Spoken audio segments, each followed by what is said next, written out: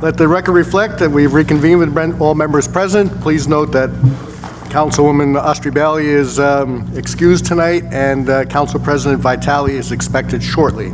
Please rise for the Pledge of Allegiance, and I ask you to remain standing after the pledge. I pledge allegiance to the flag of the United States of America and to the republic for which it stands, one nation, under God, indivisible, with liberty and justice for all. Please remain standing. I want to recognize a few Madison residents, longtime residents that we lost the last couple of weeks. In fact, a tough couple of weeks for Madison as we lost 5 longtime residents. Al Gareffa grew up in Madison, died at his home on February 11th.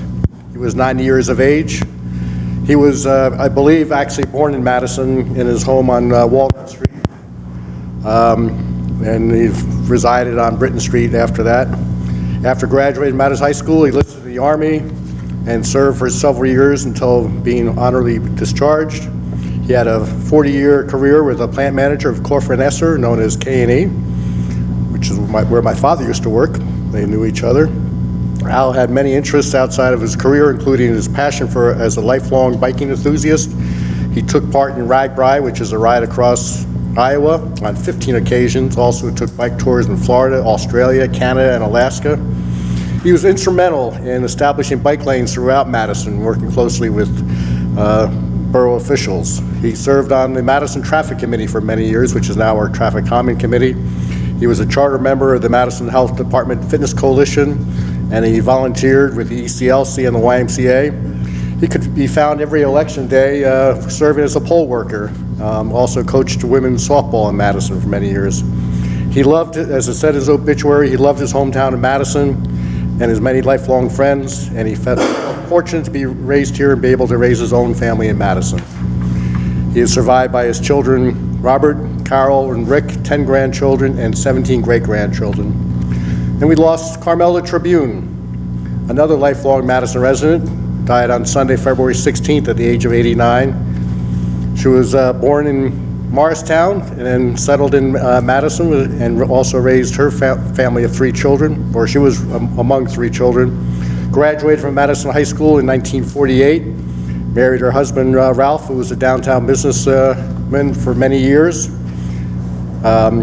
She had a career with Chubb Insurance and for over 30 years. She was an avid traveler, loved day trips to Atlantic City, and where she liked to try her luck with the slots. And she was very active in Madison. Chatham seniors could be seen at the senior center almost every day. She is survived by her daughter Gina and 2 grandsons and 2 great-grandchildren.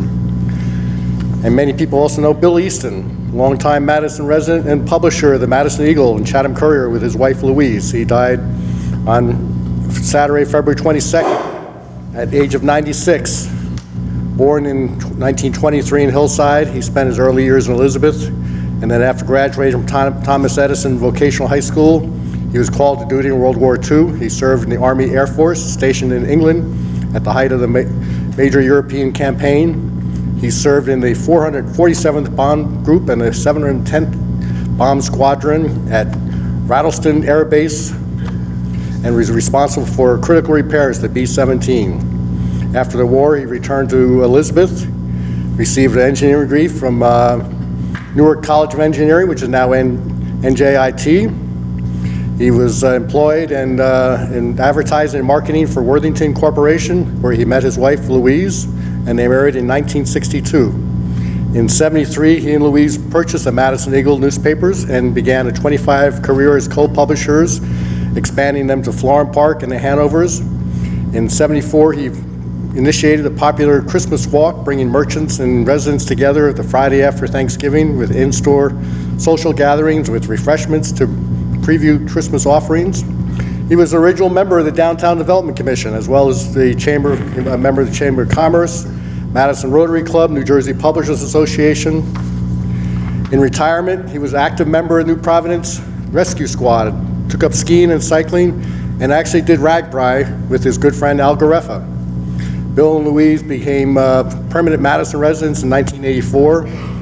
He leaves behind his wife Louise, who serves on the Library Board of Trustees, his sons Philip and Peter.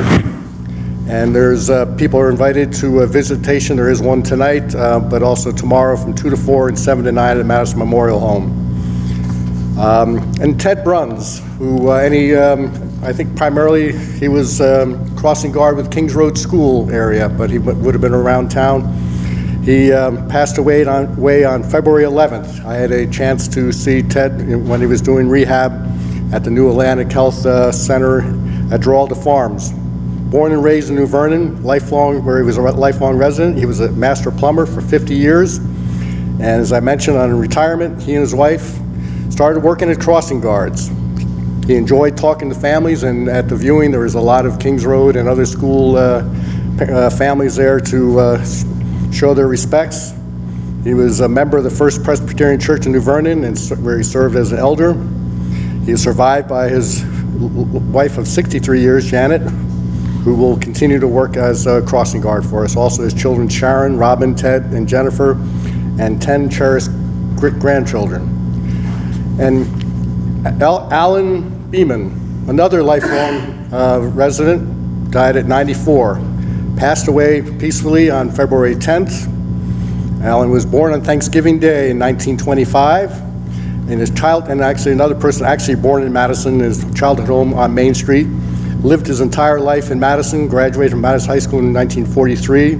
He was a three-sport varsity letterman, was a recipient of the Robert Bradley Award, which is still given out at the high school for the best senior athlete.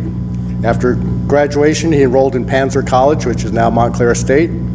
He served our country in the Navy during World War II, where he rose to the rank of hospital apprentice first class.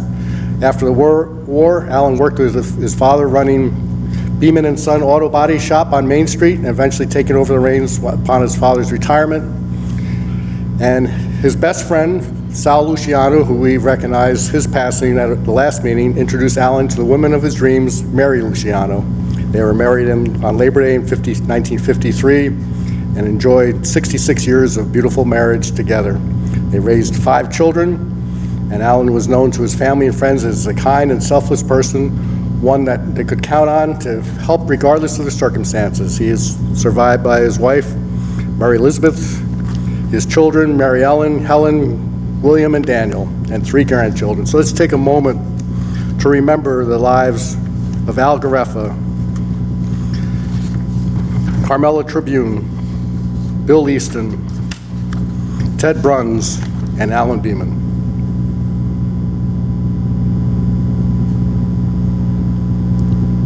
Thank you very much.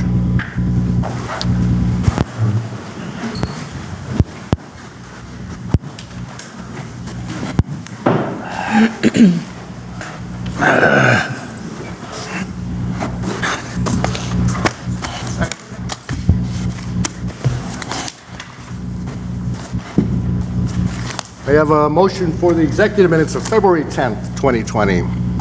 I move the minutes for approval of February 10th, 2020. Second. And these have already been discussed. All in favor? Aye. And a motion for the regular minutes of February 10th, 2020. I motion to accept the regular minutes of February 10th, 2020. Second. Any discussion or corrections? All in favor? Aye. Welcome all on this lovely spring evening in February. Just a couple of things I want to cover. One, you'll probably hear this a couple times tonight, but next Monday we're having a special budget hearing. So that will be in the council chambers Monday, March 2nd at 7 p.m. So put that on your calendar. And speaking of the budget, on Saturday I attended the freeholders budget hearing. This was a presentation for the Morris County mayors, attended by quite a few in the county. They presented a budget with a 0% increase and no cuts in services. When you look at county taxes, you always have to give the 0% increase with a qualifier because there's equalization formula and all that. So depending on how ratables shift in a year to year, could be a decrease in one town and increase in another, even if it's 0% overall. So don't do the math on your your tax bill, but rest assured they have been working hard to keep the budget in line. Following that meeting was a regional meeting for the Southeast Morris County mayors to discuss the development and traffic issues along Park Avenue. As neighboring towns are chasing ratables with intense residential and commercial developments, the traffic is only getting worse, and especially at the failed Columbia Turnpike Park Avenue intersection. I had convened a meeting about a year ago to try to get cooperation, to get the county, state, and federal government working together on a solution. And there's only more development coming into place along there, as the 425 units and the Pulte development are coming online, and there's another 180 in front of the planning board in Florham Park that would be on the back end of St. Elizabeth's, and additional housing on Punch Bowl Road in Morris Township. So it's a major challenge. But one of the pluses that came out of this was to have a unified front in the to support DOT's proposed solution for a better connection to Park Avenue from Route 24, and also having a direct 24 East connection from Park Avenue. As you know, if you come off of 287 onto 24 and get off at exit 2A, you have to fly across 3 lanes of Columbia Turnpike to make that left turn onto Park Avenue. So there would be a direct connection. My preferred solution would include a flyover over a road going over Columbia Turnpike. That is not the recommended one, mainly because of the costs, and sometimes you just have to make a concession to get things moving forward. So I joined in with the other mayors in saying that we would support the state's proposal to have the connection. There has been recent concern about the hotel that has been approved, and I think demolition's already happened, so it may be underway at the where the Red Oak Bank used to be. Chris Vitz, the engineer from the county, has been in touch with DOT, and they have said that will not preclude developing that connection. There's a parking lot that is adjacent, that's connected with the parking offices next door, and so the connection could happen using some of that property. So we will be, the professionals, Bob Vogel has been involved with that, we'll be getting together in about 3 months to review the final recommendations from the state. It will then go back to the mayors to, for a blessing. We'd come back here. I would ask the council to pass a resolution to support that recommended solution.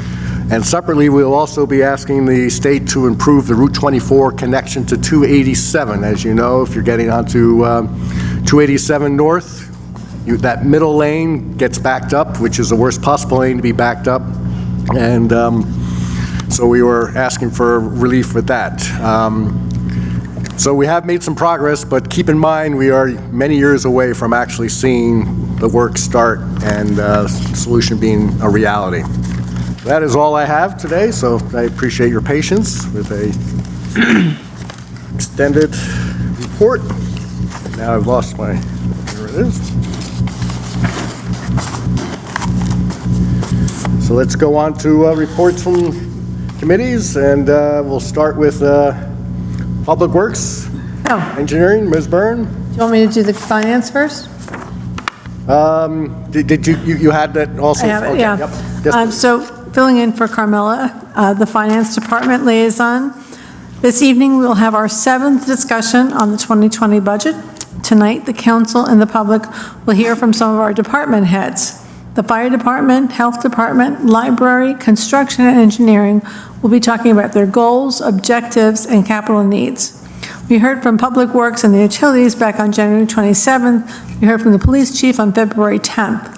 We have also previously received reports and discussed our capital needs, the Open Space Trust Fund, and the water and electric utilities. 1 week from tonight, on March 2nd at 7 p.m., we will have a special budget hearing where we will discuss the municipal budget as well as the strategic planning guidelines and alternative budget format. We will also look at the utility budgets again and discuss how they relate to the municipal budget. This meeting starts an hour earlier at 7 p.m. This is a tight budget year, as we have significant increases in our garbage and recycling costs. Residents interested in learning more about the budget are encouraged to visit the annual budget process page on RoseNet. And from the tax collector, the tax quarter closed earlier this month. The delinquent notices went out 2 weeks ago. Residents that took advantage of the state of New Jersey's senior freeze program last year should have received their paperwork for this year. Residents interested in the program are required to meet certain income and age criteria. The tax office expects to have the forms available in the next few weeks. Residents interested in learning more should visit the Tax Relief Programs page on Rosenet. Then from Engineering and Public Works, the 2020 road improvements, Albright Circle and Beverly Road, were advertised on January 30th with a scheduled bid opening of March 19th. Glenfeld Road was advertised on January 30th with a scheduled bid opening of March 19th. Matina Construction continues the site improvement at the new recycling center. Fence installation went in this week. The police range building was advertised on January 17th with a scheduled opening bid of February 22nd. The Dodge Field Playground building was advertised on February 10th with scheduled opening on March 12th. And the dog park, fence for the dog park has been initiated by GM Fence. For the Department of Public Works, they continue to service and repair police, sewer, and various other vehicles in the town. General park maintenance, couch disposal at Summer Hill Park, I don't know where that was come from. They're fixing up potholes and then doing, as far as the sewer department, daily operations and maintenance of lift stations. That's it. Thank you very much. Community Affairs, Mr. Hoover. Thank you, Mayor. For the Senior Citizens Advisory Committee, 150 reusable bags were supplied to the Senior Center in collaboration with the Environmental Commission. Thank you for that. 3 new members will be added to the Senior Citizens Advisory Committee and will be signing up there. And they're all seniors, and we need about a dozen seniors on the Senior Citizens Advisory Committee. The Senior Citizens Advisory Committee meetings with lunch have drawn about 15 to 20 people, which is really good because we only used to get like 3. On the 13th, we had Mikey Sherrill's staff, Congresswoman Mikey Sherrill's staff, caseworkers present to provide help to seniors and veterans regarding benefits, Medicare, taxes, Social Security, whatever. 7 people received information and help from the staff. A sub-team of Senior Citizens Advisory Committee is working with Norwest Cap to identify seniors who will benefit from the telephone and visitor programs, as well as to identify new volunteers. 2 new seniors volunteered to make the phone calls. But the Director of Business Development, Downtown Development Commission, May Day in Madison is scheduled for Saturday, May 2nd. Please bring your duds and come on out and help out. I usually work with Rotary, and we usually do the library, which is great. Donation envelopes will be included in the March utility bills. The T-shirt art contest information will be distributed to the schools this week. If you'd like to volunteer, please email ddc@rosenet.org. For safety and merchant considerations, it is planned that the farmers market will relocate to Dodge Field. Some work still needs to be done, but it's a go for this year. Chamber of Commerce, a full hot breakfast with the mayor will be held on Tuesday, March 10th at 7:45 a.m. They didn't tell me they're going to heat it up for me. at the Museum of Early Trades and Crafts. It's $15 a person. For you, 30. Oh, no, I'm kidding. The Taste of Madison is Monday, March 23rd at the Brook Lake Country Club. The committee is still seeking sponsorships. Please contact Karen Giambra or Mike Pelletier for more information. Tickets are currently available for pre-sale at tasteofmadison.org or at Gary's Wine and Marketplace.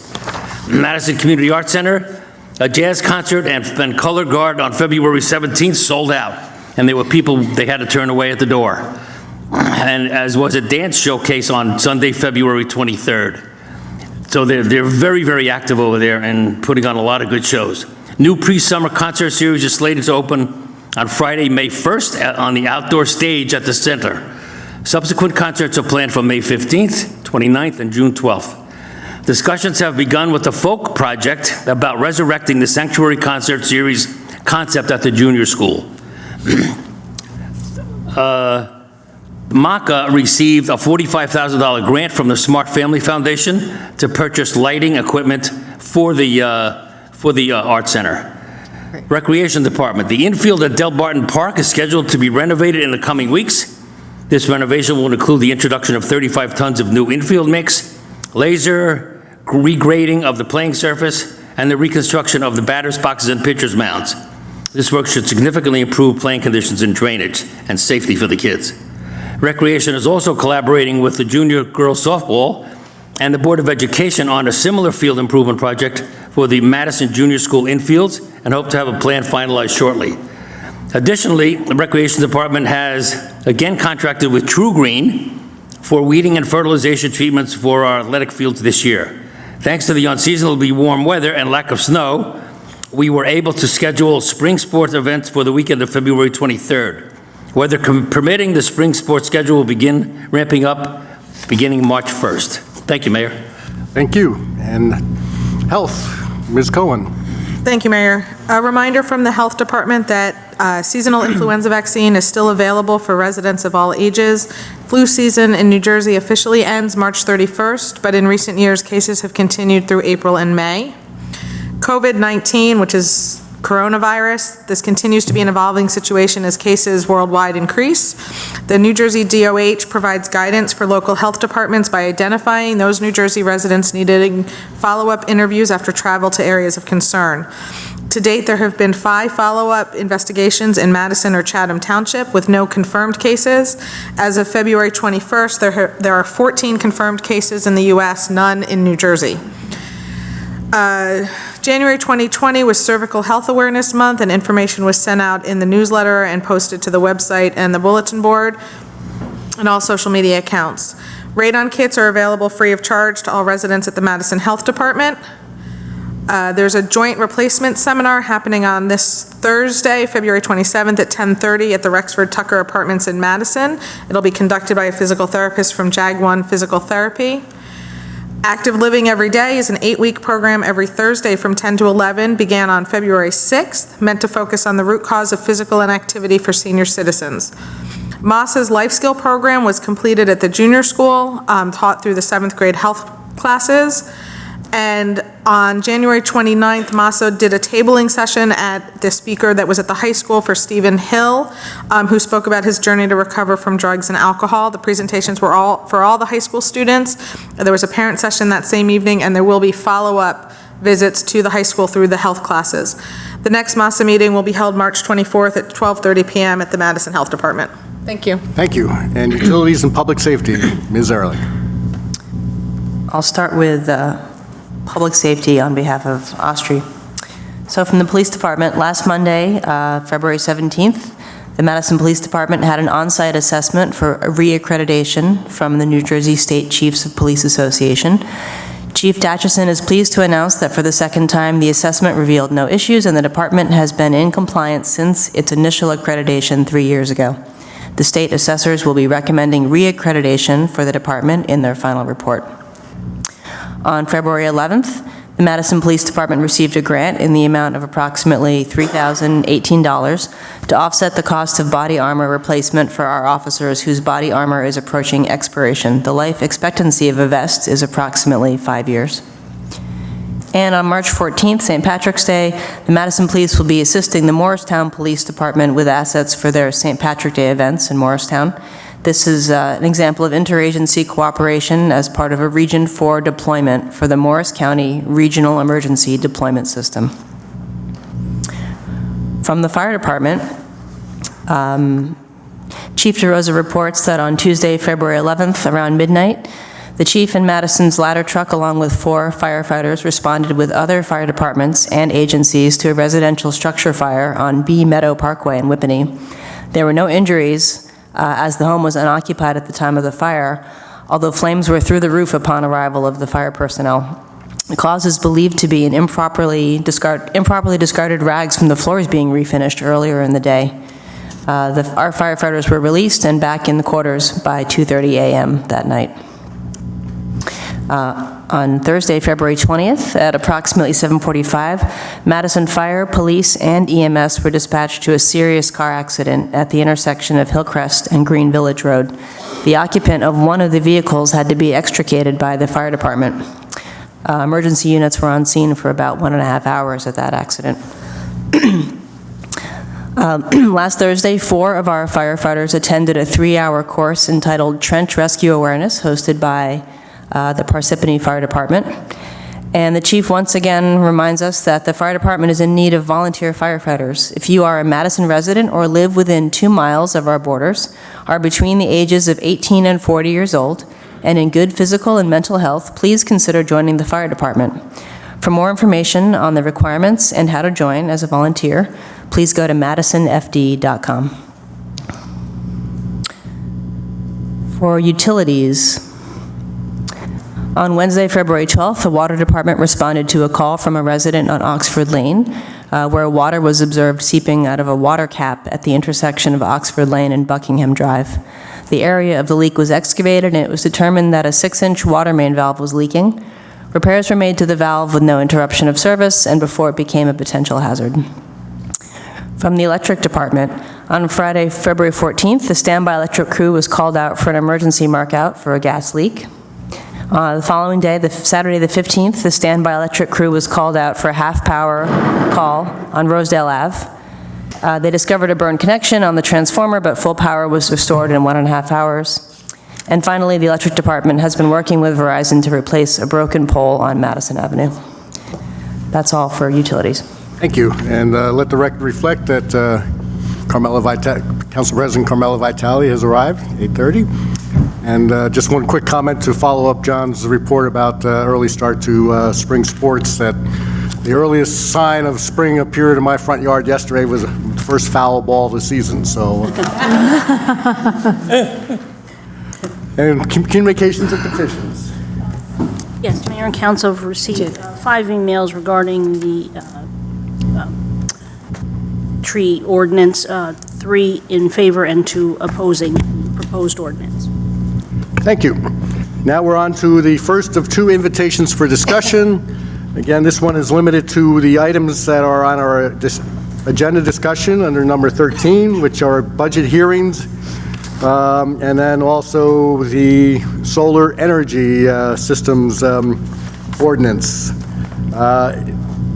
If you want to comment on other things, including if you're going to comment on the shade tree protection ordinance, there will be a hearing for that ordinance, so there will be a particular time when you can comment on that. You can also comment on these following resolutions that will be part of the consent agenda. Resolution 85 is authorizing acceptance of a employee settlement agreement. My mouth is just not working today, sorry. Resolution 86 is appointing Brianna Bria to the position of Deputy Court Administrator at the salary of $47,000 annually with a 6-month probationary period. Resolution 87 is appointing Christopher DeRosa to the position of Sidewalk Sweeper at a hourly part-time position at the hourly rate of $14 an hour.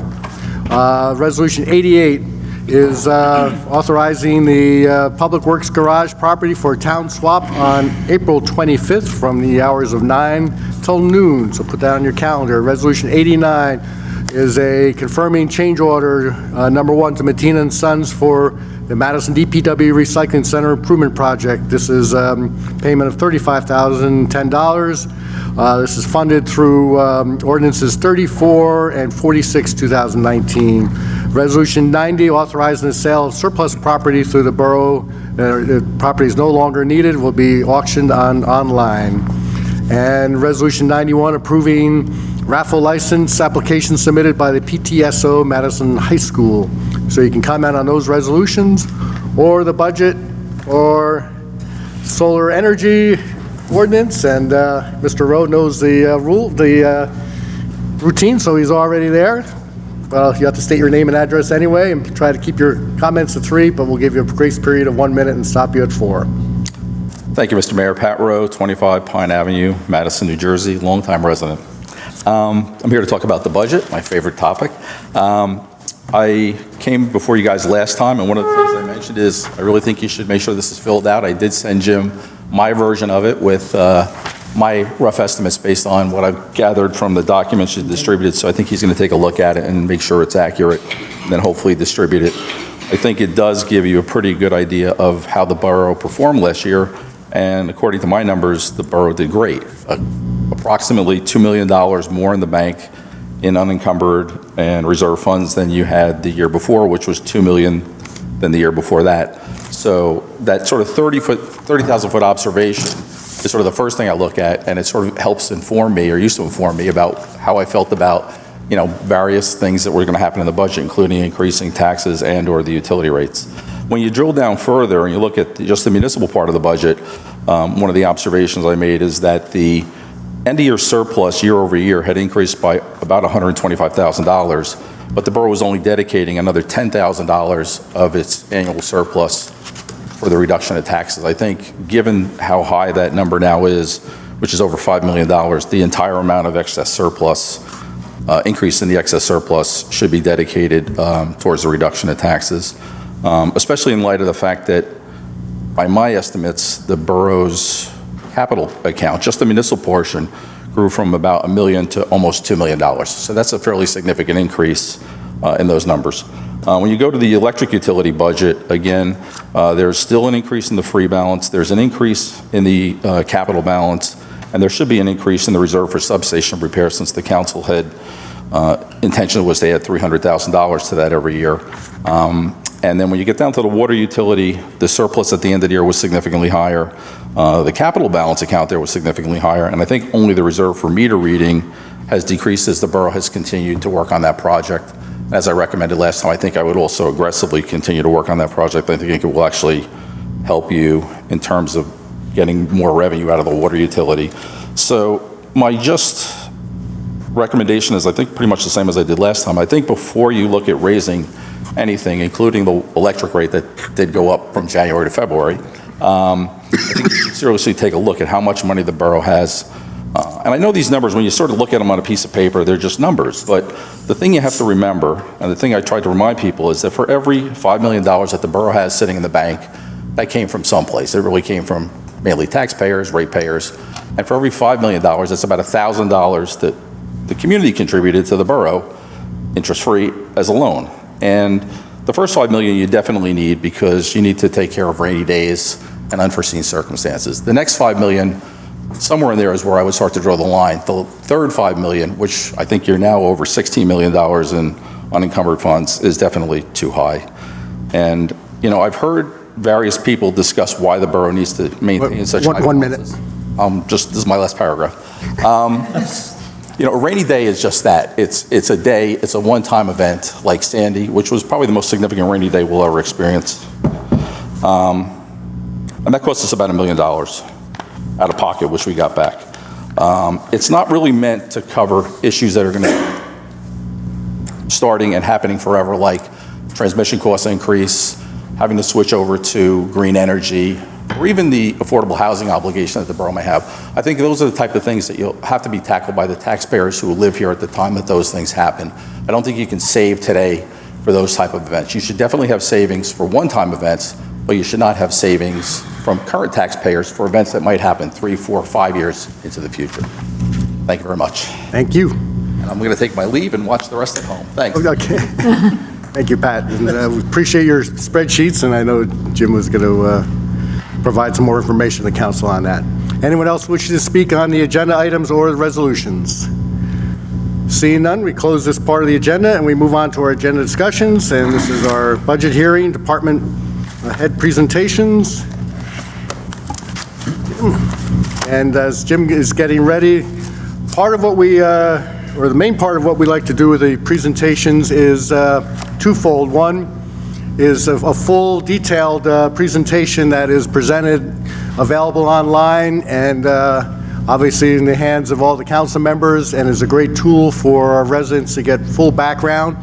And it's also right now a chance for our department heads to summarize what is the detail up there. Two things we always ask them to, or three things we ask them to cover is the the accomplishments of the past year, and then 2 is the goals for the coming year, and then anything that is budget-wise that stands out. So, Jim? Thank you, Mayor. I'm going to jump right into it and have Lynn Favreau, our Director of the Library, come up here and talk. If I press this button right, we'll be ready to go. So we're going to start with Library, then Health Department, Fire, and then Bob Vogel will do Construction and Engineering. Come on up here, Lynn. Press that. That'll go forward. That'll go back. Great, thank you very much. Good evening, Mayor. Good evening, members of the council. The library has had a really good year this year. 2019 was a banner year for us.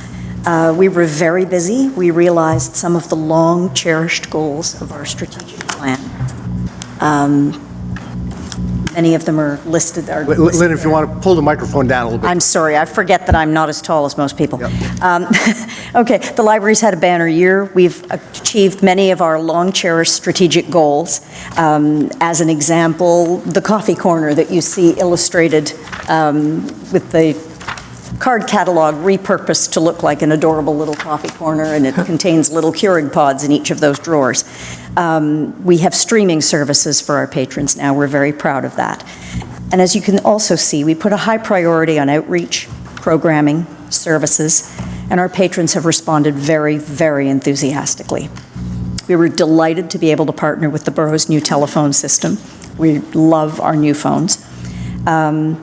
And the library exterior needs assessment and technology long-range plan, which are mentioned here, represent many hours of work by the staff and the trustees. They're designed to be living documents, reviewed and updated as needed and at least every year, and they're to guide us through the next 5 years, we hope, in upgrading the exterior of the building and in managing our evolution technologically. Okay. Our total circulation has grown dramatically this year, largely due to a huge increase in electronic circulation through Cloud Library and our new streaming services launched so close to the end of 2018 that you might as well say 2019. The even more dramatic increase in programs sponsored is due to 2 factors. The first is a really strong growth in adult and teen programming. We actually had 850 library programs, library-sponsored programs this year as compared to 530 in the previous year. And the second factor that shows such an increase in sponsored programs is that we're now required to report tutoring sessions to the New Jersey State Library. And if you've ever been to the library after school, we are chock-a-block. There's not a chair to be had. We are a very, very popular, significant tutoring destination. In fact, if you look at the number of program attendees, that includes over 6,000 tutors and their students this year alone, or 2019 alone. So a very important contribution to the community, I believe, and we all believe. If you look at the number of total card holders and the number of new card holders, you may have difficulty reconciling those. That's because cards that are inactive for too long a period of time are actually taken out of the system and deactivated. So the number doesn't simply grow by the number of new cards, it also decreases by the number of cards deleted. Our goals for 2020. Our primary goal, of course, is to secure construction bond funding, and that is occupying our every moment as we speak. We're right in the middle of the submission process. The application window opens on March 9th, closes on April 6th. We are targeting the week of March 23rd for our application. We need enough time to finish preparing all the documents, but we also don't want to wait till that last week in case the window becomes all jammed up with too many other applicants. We will, in addition to this, continue to pursue our existing initiatives for the building, the grounds, outreach, programs, and services. And we're very excited to begin beta testing Maine's new self-checkout system and to finally be able to take credit cards for our patrons. And as always, we put a tremendous focus on helping to transition children to the teen section as they age out when they reach 6th grade. We want them to continue to be comfortable. We want them to choose to continue to come to the library. That's very often an age where children drift away, and we want to keep them.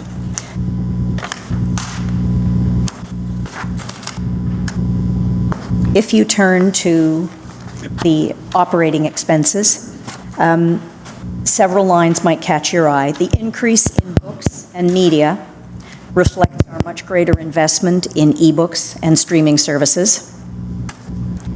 The increase in the technology line reflects the increase in our main consortium assessment for 2020. And under the line marked Other, we have budgeted $24,000 this year for grounds and building maintenance as an investment in the existing campus and as a fulfillment of some of the objectives in our strategic plan.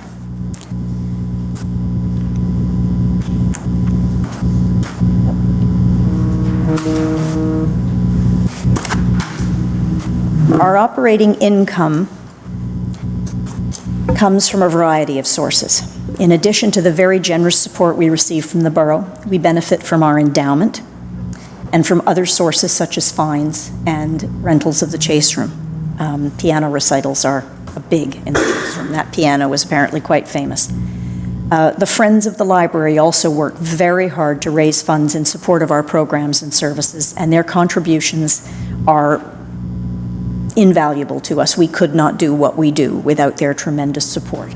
They do vary from one year to the next, to some degree based on our need and to some degree based on the availability of their funds. Okay. Capital budget that you see here reflects our projected construction project and the work that is needed on the roof, ceilings, and lighting. We hope to receive a 50% fund match from the state so that the work can be done as one complete project with only one closure, rather than breaking it up into multiple projects, which would require multiple closures. Questions? Questions or Carmela and then Maureen? I have a couple of questions. Going back to your operating income, yes. You talk about endowments. Yes. It's the same amount. Is that a consistent amount that you get on a yearly basis? And how many years will you be getting that endowment? I think I can refer that one to our board president, Tom Bintiger. Tom, you have to step up to the microphone so we capture you at home. I think, as you're well aware, the Madison Public Library has an endowment that has existed since 1998. It currently has, at the end of 2019, if I take a look at it, endowment funds of $5,262,000. And what we've been trying to do is distribute on a constant basis somewhere between 3.5% to 5% on that balance each year. And because our budget is a relatively static one, you can take a look at that. We're running $1.8 million, a little more, the borough with increased $350,000. Basically, we've been trying to balance that and then supplement where we have special projects in terms of going through there. So the $200,000 is based upon that. Okay. Last year, we had a big loss in investments. This year, we had a big gain in investments. So when you take the 2 years together, it kind of works out. Okay, thank you. I also wanted to talk to you about, I see some of your goals here are teen and tweens and that transitioning. Are you coordinating anything with the teen center, like at the YMCA? But what I find is that it gets a little bit confusing because the Y is running a program, you'll be running a program, the borough will try and run one, and it gets a little convoluted, I think, sometimes. And I just wonder, who are you coordinating with? It seems to me that if there was more coordination, for particular groups, we probably would be better off. That's a valid point. Thank you. We coordinate particularly with the schools. We work very closely with the schools and with the school media specialists. And we've had particularly strong links this year with the school administration. So a lot of our outreach actually goes to the schools. As an example, we are in the middle school media center at least once a month after school for a special program. And I'm told the students now look forward to our coming, and they anticipate it, and they know we're going to bring something different each time. We have been trying to grow our teen programming and create a space that's welcoming for our teens. One of the slides showed our new teen furniture, which was thanks to the Friends at the Library, and it's actually amazing how much more popular that section is now that we've got furniture that they can sit at with plugs where they can plug in their computers and their devices, and all of a sudden it's much, much more popular with them. The other day I was standing at the reference desk talking to somebody, and school was over, and I watched two groups, one group of girls and one group of boys, and they came in the entrance and they each made a beeline for the section to try to get the best seating. Yeah. So it was cute to watch. We have tried to coordinate with the Y. We haven't had quite as much success there just because there have been some logistical issues. We're the free public library, but the Y is a membership institution, so we have to work out some of those conflicts. Okay. Does that answer the question? Yeah, Yeah, thank you. okay. I just have one more, and then I just came from Morris County Community Block Grant. And one of the towns that came in was Wharton. Mm-hmm. And as you know, they just redid their library. And every year they come in, so the top amount that you can ask for in a community block grant is $80,000, okay? So consistently, every single year, they've come in and asked for that $80,000. And they got it very easily, again, because they need a new parking lot. So they put in bathrooms, they put in outside ramps.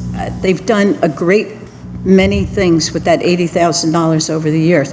I just want to encourage you, after listening, because they did come in again this year, and they were funded, that it's a very, very good way to get $80,000 that could help you and the application is not that difficult.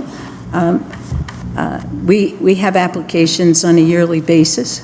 Bob Vogel has one this year as well. So I'd like to just encourage you to use that resource. It's a good amount of money. Yeah. And it's easily funded, and you have a good representation of what you can do with that, so. Thank you. We'll definitely look into that. Thank you. Welcome. Maureen? Yeah, no, I was looking on your operating income, you've got 37 other, and then under variable, another 25. Is that from grant applications? Sorry, operating income? Yeah, you've got, Down under variable contributions? yes, is that The grant funds is submissions? Basically the ones, if they fund based coordinating with our budget. Right, I don't think people understand quite what the Friends money goes towards. Can you talk a bit about that? Definitely. The Friends are incredible. They fund us with a quarterly payment. They pledge to give us a quarterly payment every year. In recent years, that's been $10,000 a quarter. They also fund our summer reading to the tune of $10,000. This past year, they spent, I believe, over $8,000 on the new teen furniture.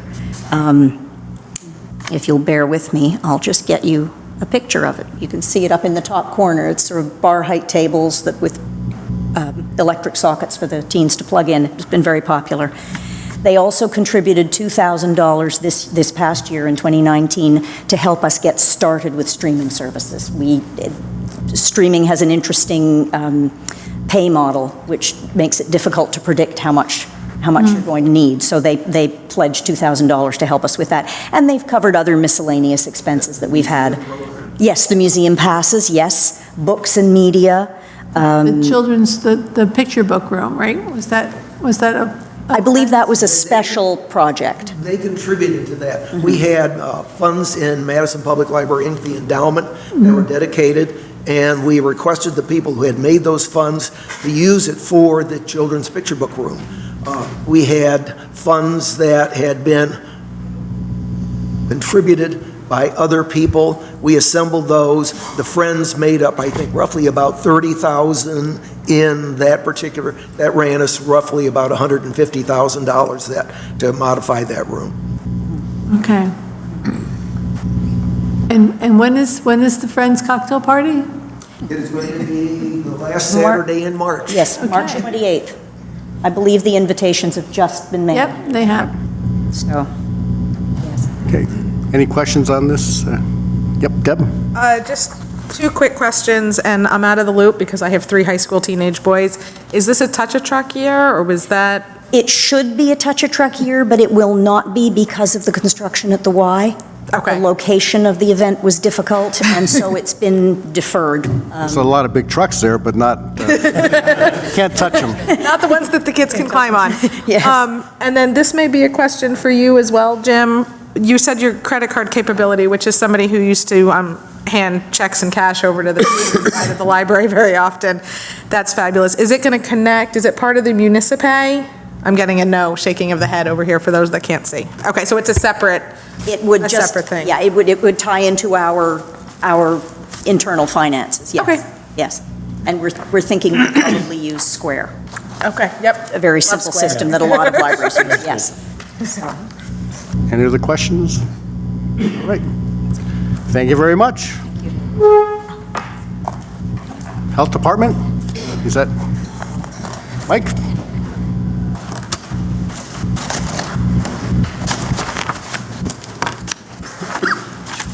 Oh, your neck is killing me.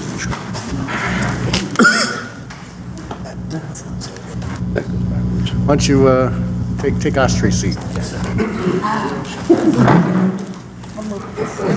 Good evening, Mayor and Council, and also public. I'm Mike Fitzpatrick. I'm the health officer here in Madison, and our office is located at 28 Walnut Street over at the Civic Center. So we're easy to find that way. And I want to talk to you about some of our responsibilities in the health department. Essentially, we're here to protect, prevent, and inform residents about current health issues and any health issues that may be on the horizon. We do that by collaborating with numerous groups and agencies, one of which would be OEM locally and in the county and also in the state. So sometimes there are small picture items that are specific to Madison, and then there's other big picture items that could be generally affecting the state or United States that could further impact Madison. So what we do is we then monitor and review various kind of items and issues from the Center for Disease Control, the State Department of Health. And then there's also these groups called the CDRSS, the lead tracks, and also our immunization audits, which help keep us understanding on a day-to-day basis what might be happening with various conditions in the school system and or in the general public itself. So we follow up on that, and then we use a resource of Rutgers University or the med school to kind of collaborate with them as needed and necessary for any input that they may have from a medical perspective as it relates to public health. Our daily activities relate to a lot of things that we have here, so I'll go over them quickly. We have public health, environmental issues, animal control, health education, and nursing, and vital records. And let me just take a moment to discuss just a few of those. So under animal control, we oversee the animal control program, and that's pet licensing as well as the rabies clinic.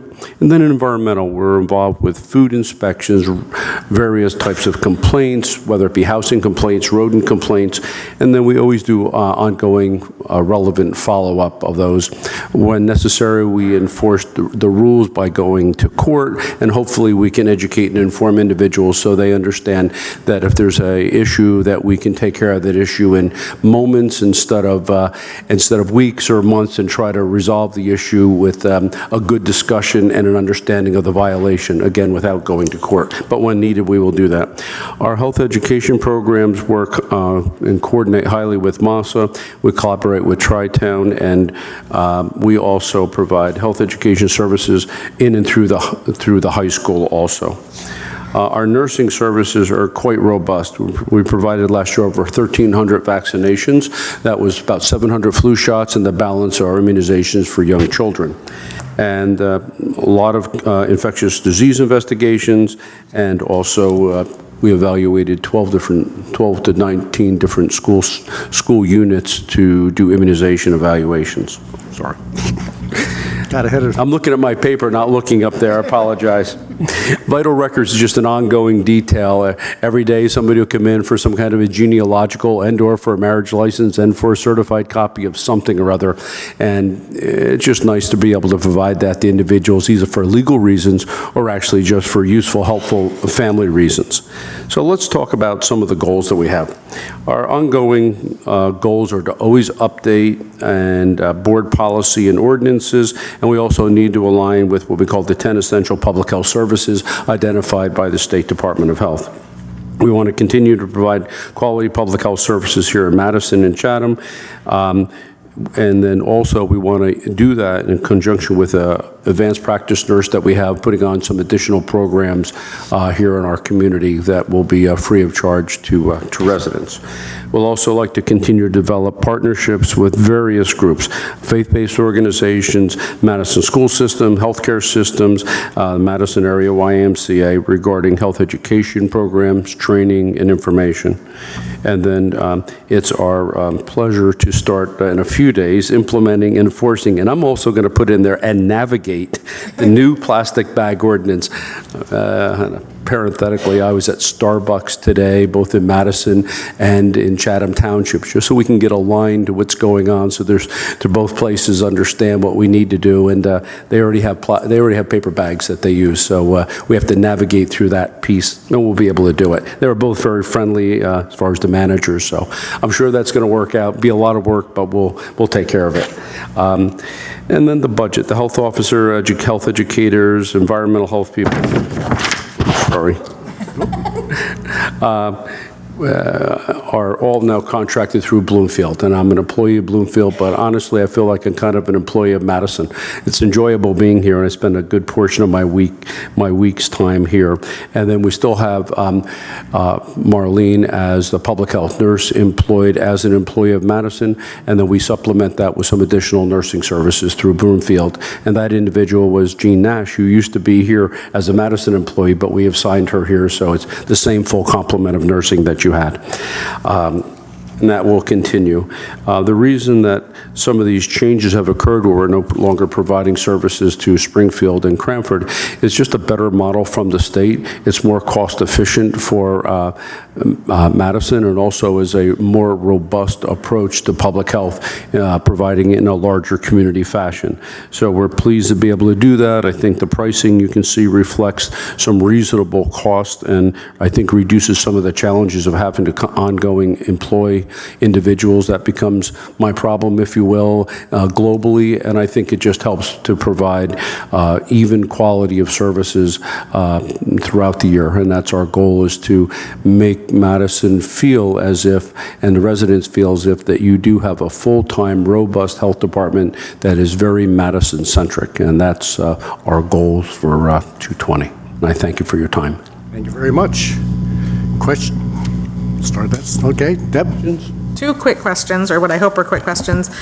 The media obviously is kind of freaking out about the coronavirus. Is it getting, do you have details? The media sounds like we're about to enter pandemic levels. Do you know, is that accurate, or is that media hype? And how do you guys kind of monitor that? Is it just through the state? Sure. So part of the report tonight that we wrote and that you had read, yep. There are no coronavirus cases in New Jersey.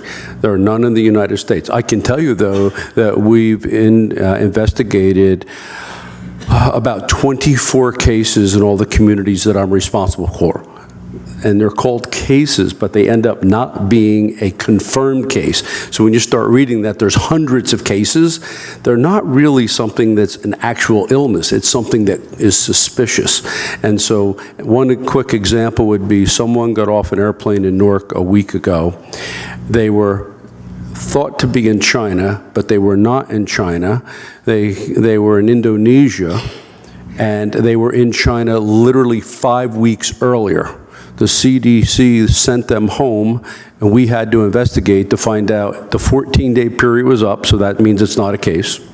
And in addition to that, they weren't in China initially, they were in Indonesia, and they did not go through China when they went on their Indonesian trip. So they were a non-case, but that took 3 hours to figure that out. So, you know, they're the kind of things, you're talking about hundreds of hours of investigation to figure out that we don't have a case. So it's not really on the rise in the United States. It's very contained in the United States. And I think, in all honesty, China has not put out the real information and truth according to CDC and World Health Organizations. And if several weeks ago we knew how bad it could have been there, then we would know that whatever's happening here is just a very little ripple effect. But as those numbers go up and they're more honest, it just seems like maybe there's going to be more effect here. But I don't think that's going to happen according to what I see on the CDC and the State Department Health information. And we have briefings every day or two, literally for an hour, and there's not many changes over the last 10 days, just, oh, there's another case or another 5 cases that are to be investigated, but not positive cases. Okay. And then the last question is, with the transition since our registrar retired and our REHS, the sanitarian who inspects the food, is that transition, do we know? I know I might get a report tomorrow night at the health department, but for everybody else, Sure. how that's going? Well, I think it's going well. We actually have 2 individuals that are scheduled to be here on a regular basis. One is here 4 days a week, the other one is here 2.5 days a week. So therefore, it's more than just full-time. It's basically 6.5 days per week, as well as myself doing, as and when necessary, some inspections and or supplementing the inspectors. So I think that's going very well. We stay in close contact every day, and I'm here multiple days per week.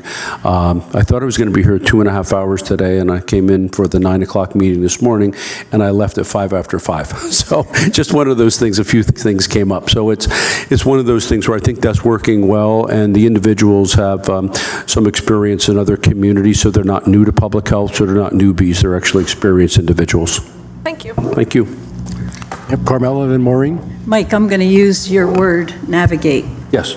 Who will be navigating the enforcement of the new plastic bag ban? So I will say that the buck stopped with me, and so I'm going to go out to enough establishments to kind of get the sense of what's going on in the community. But today at our meeting this morning,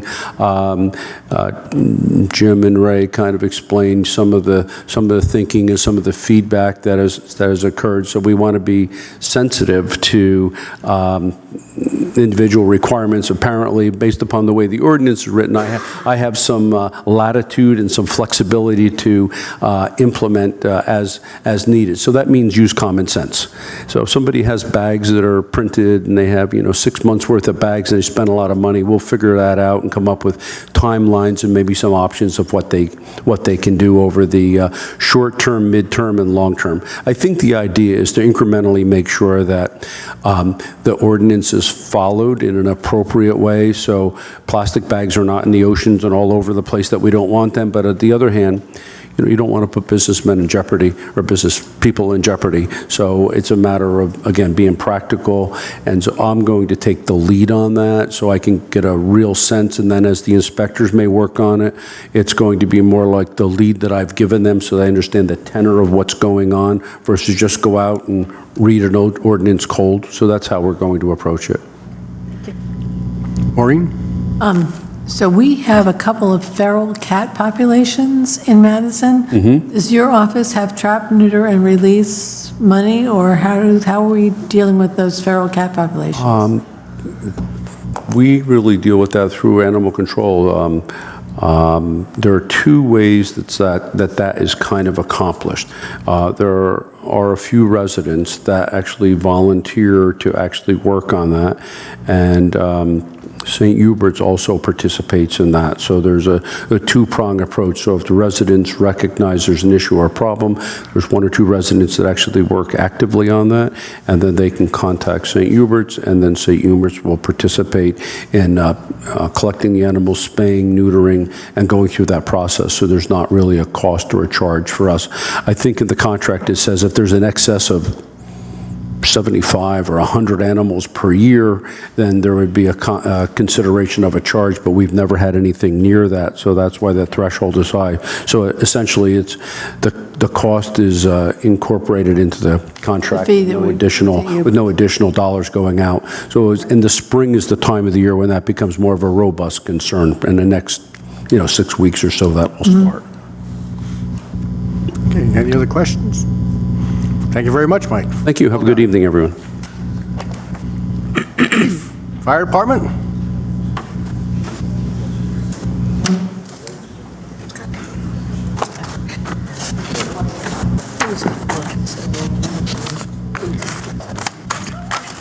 And Chief, thank you for boosting our attendance by bringing out the volunteers to join us tonight. Thank you. Thank you for all the volunteers that have stepped forward to serve Madison. And there's a career guy sitting there too, so. There we go, yes. Lieutenant Wickman. So anyway, good evening. For the fire department, just to explain what that photograph is up there, we got involved with Fairleigh Dickinson University last summer.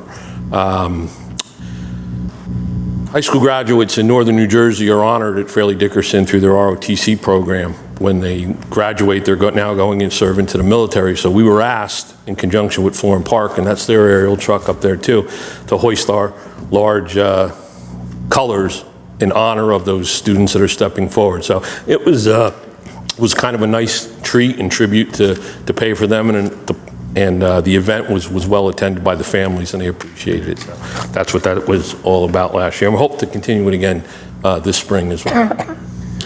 Okay, real quick, just to go over our call breakdowns. Fire-wise, we've been pretty on a little upscale, but we've been averaging about 800 calls a year from 2012 through 2019. Our EMS calls, or our responses to EMS calls, this is not all the total EMS calls, only ones the fire department goes to, and it's primarily the career staff that does that. That's been on a downward trend since 2017, when they had a new regime take over and kind of got a better grip on what was going on. So our responsibility is kind of diminished a little bit on the EMS side. We still supplement, but they've stepped up to the plate, so to say, and are doing their job. Just a little sidebar to that, the county provides an ambulance to Madison 1 day a week on Tuesdays. You may see it sitting on the apron of the firehouse, or down at Starbucks, or down at the plaza, or down at the pool. But they supplement the ambulance squad that's one of their weekdays, so the county ambulance is here to do that for us. So that's our call breakdown, our total calls for the year. Fire prevention and inspection, we try and prevent fires as well and educate the public. So last year there were 576 commercial inspections made in the community, 39 safe housing, 246 resale inspections or re-rental inspections in the town, and then education programs in the schools, and even with our seniors as well. We'll go out to the senior center. We had a luncheon last year for them, cooking them hamburgers and hot dogs down at Senior Center on Chateau Theory, and getting involved with them, and they come to the firehouse as well. So we're involved and entwined in the community in that way. Some notable events from 2019, the Halloween tornado that came upon us real quick and caught us all, so to say, off guard, but we rose to the occasion, triaging the town and making sure the town was safe until we got back on our feet. We did respond last year to Pequannock, New Jersey, with our trench rescue unit to assist in the rescue of a worker who was trapped up there. We had a fire at 49 Main Street next to Bagel Chateau last February, I believe. A roofer was doing work on a windy day and got the roof going, so we were able to get that extinguished quick. And we received mutual aid. Our neighboring fire departments came into Madison 7 times last year, and we went to our neighboring communities about 20 times last year in totality. And it's not just one community. We get called, we go to Chatham, we go to Morristown, we go to Whippany, we go pretty much wherever our mutual aid agreements bring us, so to say. Our accomplishments from 2019. We were last year able to add 5 new volunteers. One came through an internship out of Chatham Township High School, and the other one came through a PD internship whose family's got a long line in the fire service, and now he joined the fire department as well. We're looking to get them into school this year and bringing them up. Last year I was involved with Lieutenant Longo and many others upgrading our dispatch center and communication hub over in the police fire building. That project is completed, it's up and running, and knock on wood, haven't had any major issues. Moving forward, the next step is going to be our radio system, which we'll be talking about over the next year or two when that happens. We also replaced our telephone system and municipal telephone system within the borough. Somehow I got roped into that back in 2000, and it kind of has been following me around ever since, and I was part of it this time around too, with some help with some others as well. But we replaced our nearly 20-year-old phone system.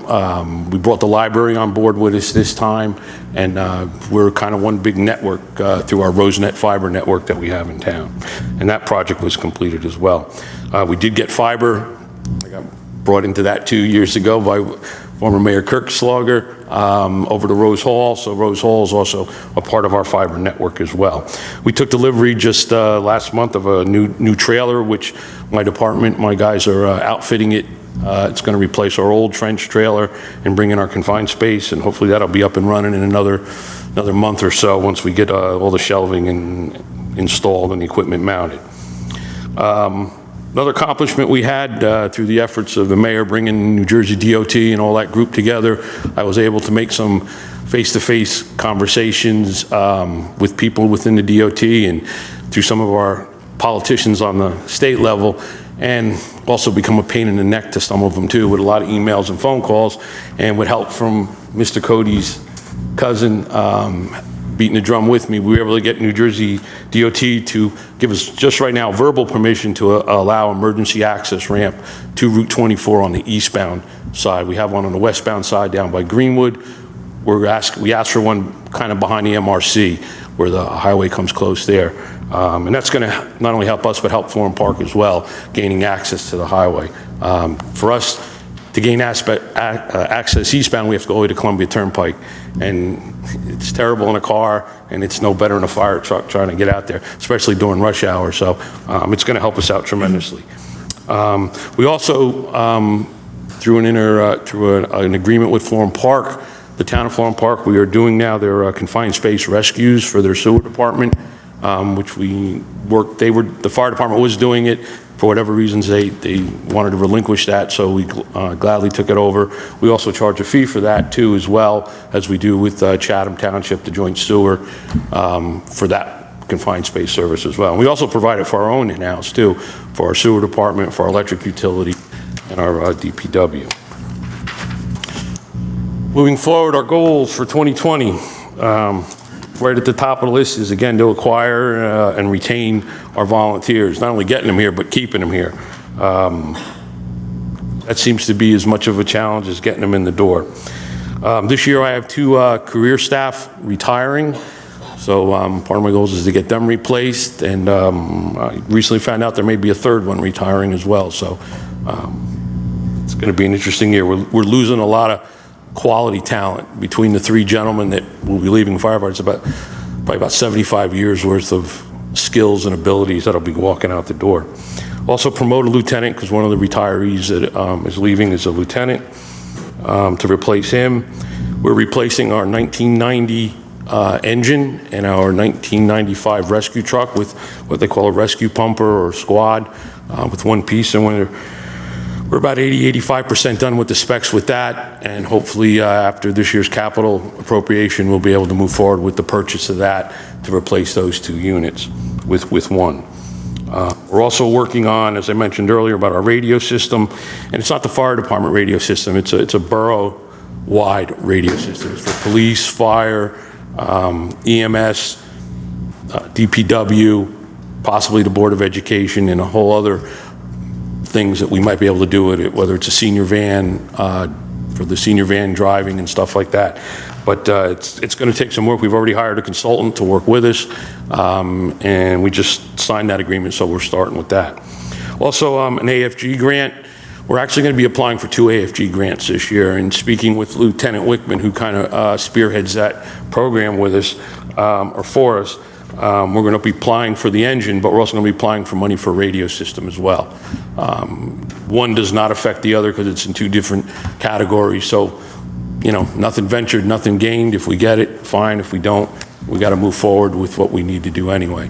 We were fortunate in 2013 to get an AFG grant for, which is an assistant to firefighter grants, federally funded grant for replacement of our Scott air packs, which was about $125,000.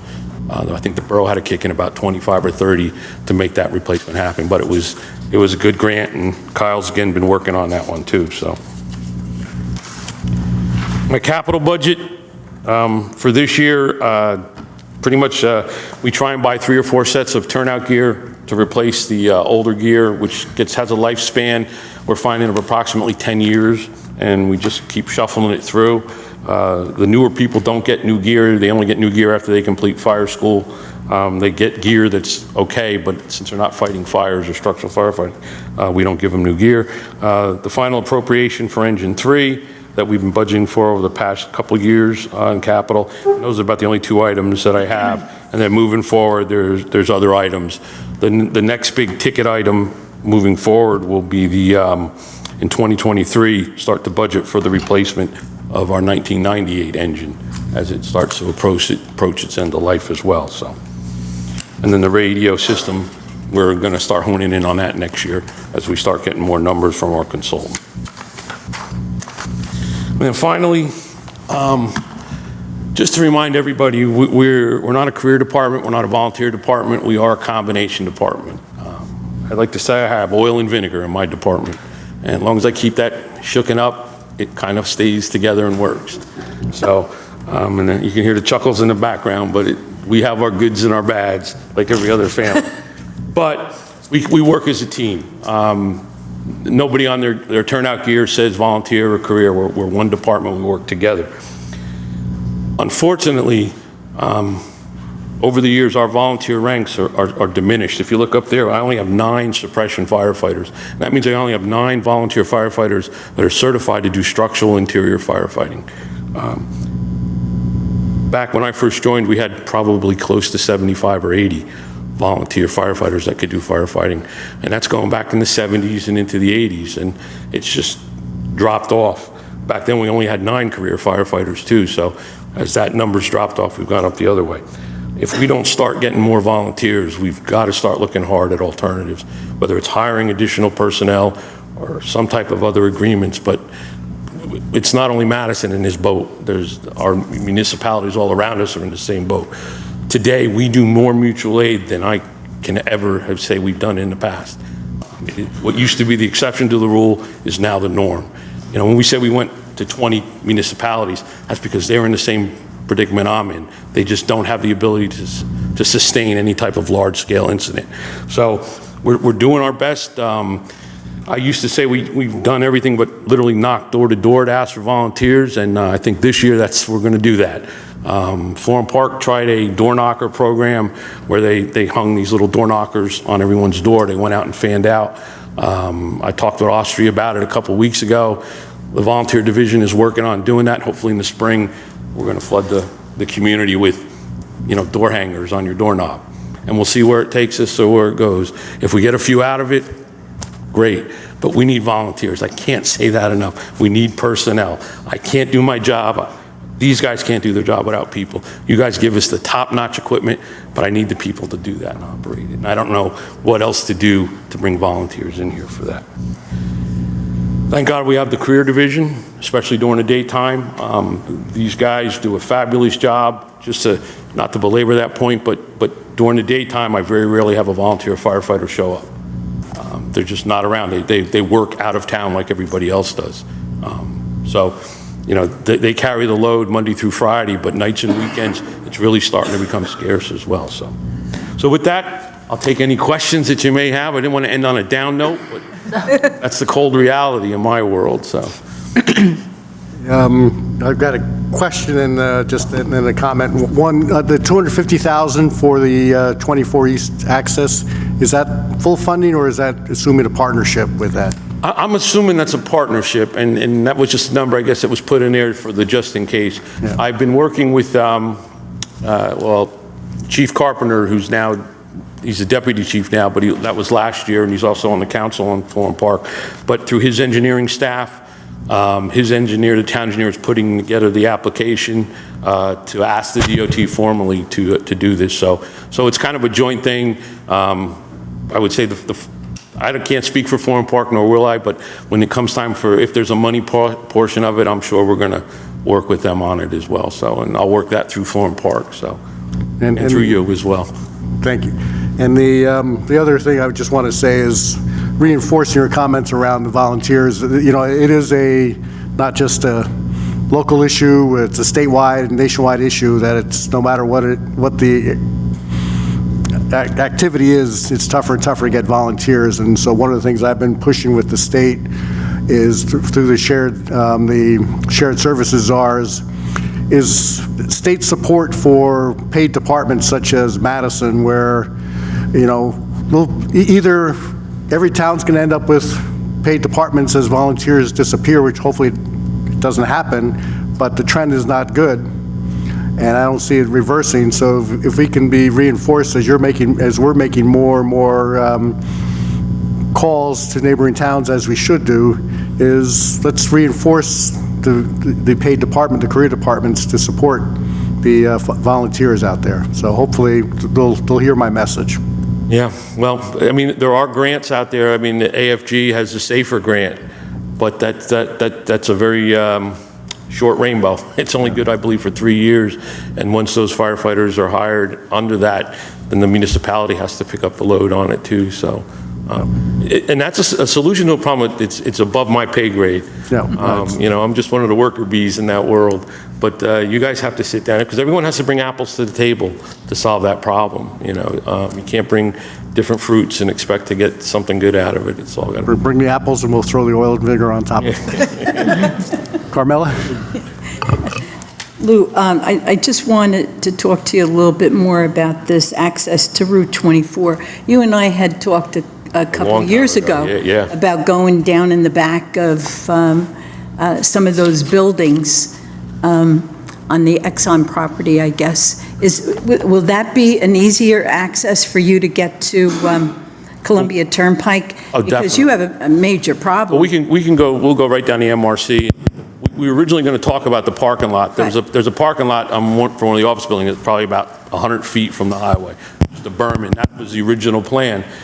Then we came to find out that Florham Park actually owns a small parcel of land right adjacent to that. Okay. And in talking with the DOT about getting a verbal approval and moving this forward, if we use that parking lot as the access, we'd have to get all these agreements with the property owner, and it was going to be a big mess, as we would say. Yeah. So in talking with them, they said if you own the property, and in Florham Park, when Chief Carpenter said, hey, we've got that sliver of land. I know we have a sliver of land now down there too, but whoever land that ends up on it doesn't bother me, but having the municipality on it makes it happen easier, so, and it'll work for us. But that'll give you easier access Much easier access. to Columbia anyway. Most of the incidents that we've had over the years are in those S-turns, when you're just coming up to Ridgedale Avenue from Columbia on 24, as it looks to the right, and it goes under Lorraine, and I live there and I hear them all the time. Yeah. That's where we have most of our incidents, both east and westbound, because of the S-turns. You're coming in long straightaways, and then it snakes. So that's going to help us out tremendously, yeah. Okay, and I'm just going to make a remark about this mutual aid. What people say to me, and I think everybody's concerned about what's happening on Park Avenue. There's a lot of houses. Every time I go by it just, I'm actually appalled at seeing what's going on there. I think that Madison is going to be responsible, because we're going to get there very, very quickly. And I just want to know if there is enough conversation going on with Florham Park. I know your feelings about mutual aid, and I have the same feelings about it as well. But it's a lot of wear and tear. Your men, your equipment, and whatever. So I'm concerned, and people are concerned about that entire corridor. You know, you were having problems just getting up Park Avenue just a few years ago to get to Columbia Turnpike. It's impossible at this stage. So, I can't say I don't anticipate being any busier or less busier, because it's all new construction. If they do things right, hopefully they'll never burn. But there are those exceptions. I don't have any auto aid agreements with Florham Park or any other municipality. And there's a difference between auto aid and mutual aid. Auto aid means as soon as a tone drops for any other town, whether it be Chatham, Florham Park, Morristown, or whatever, we would go simultaneously on the initial dispatch. Believe it or not, towns get higher credits with their ISO rating if you do that. Morristown and Morris Township do a lot of that, but they're very close together in where they work. I don't have any auto aid agreements with Florham Park or anywhere else. So for us to go to that area of Park Avenue, it would have to be at a request of Florham Park, a direct request, while either they were already on scene or it came through, you know, after their dispatch, but it's not an auto aid setup or agreement. Any agreement like that would be funneled through you, because now it's a resource that has to go out of town on a very religious or consistent basis. So. Okay, I only have one more thing. Okay.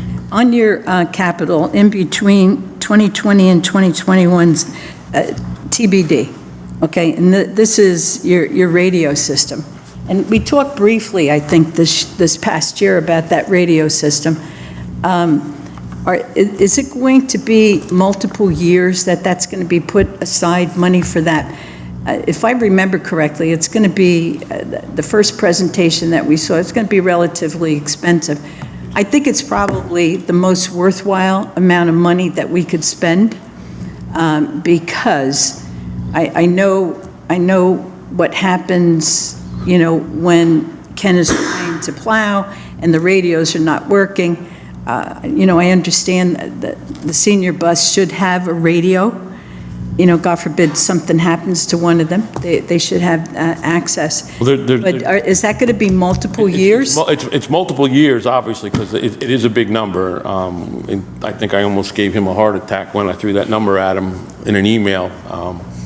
But it is a big number, but it's also, we're kind of caught between a rock and a hard spot. And our present frequencies right now are in the T-band. FCC sold our frequency spectrum to the cell phone companies and pushed us out.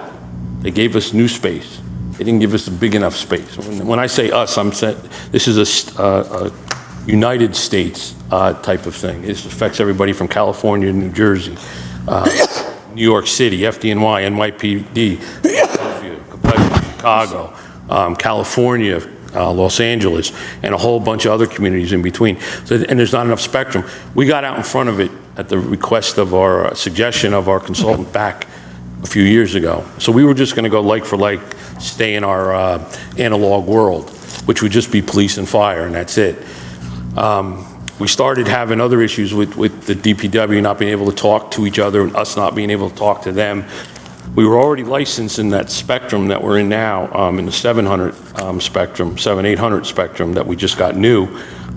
So the consultant, after conversations with him after the fact, suggested we go to a trunk system.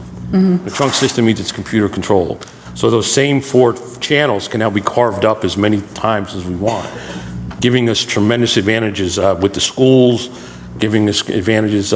Jimmy Mattina said, I'd love my utility to have their own frequency. So during a storm, I'm not listening to the chatter of the DPW, and my guys are focusing on high voltage connections and stuff. So there's a lot of advantages to it. You know, Bottle Hill Day, you could have a separate channel for special events and just have the radios programmed for it, and away it goes.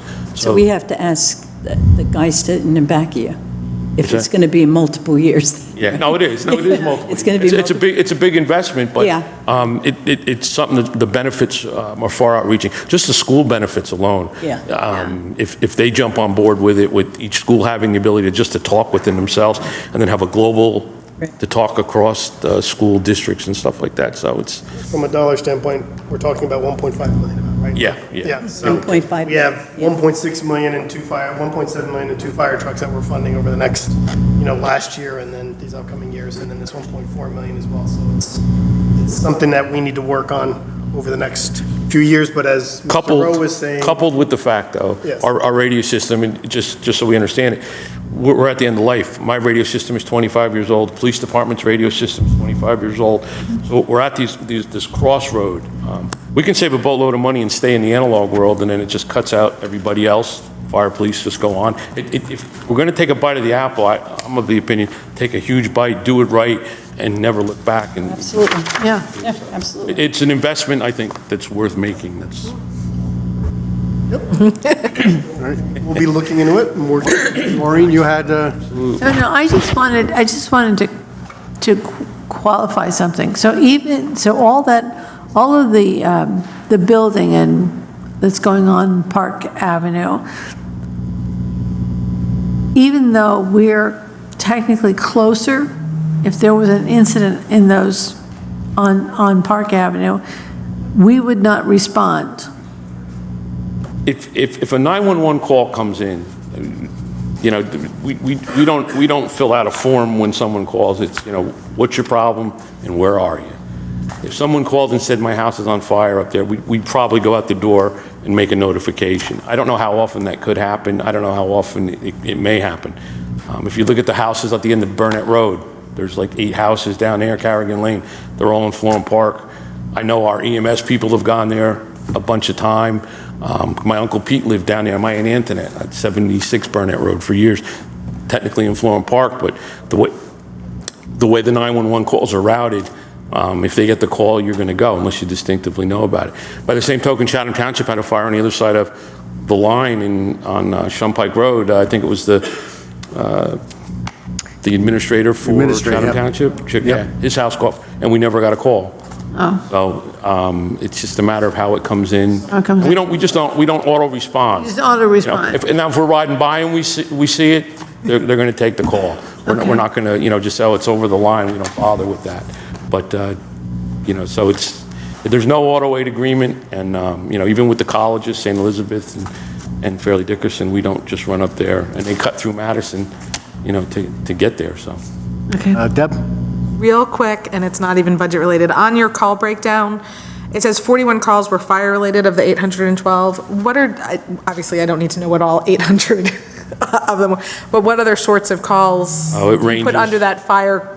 Under the fire calls, Yeah. we actually truly, when there was actually, it could be everything from burnt food on a stove to, discarded matches, someone lights something on fire, a dumpster fire, anything that involves a fire. When we have to categorize it, to qualify for an AFG grant, you have to be part of the National Fire Incident Reporting System. So we have to fill out, when we fill out those forms that we send into the state every month that go ultimately to the National Register, we have to categorize when we truly have a fire, and they call it a 100 code, and there's a whole series of them. Right, I'm sorry, what other types of because you have it categorized as fire calls versus EMS. Is that just you going in a fire truck because somebody fell and needed something and an ambulance wasn't, what are the other?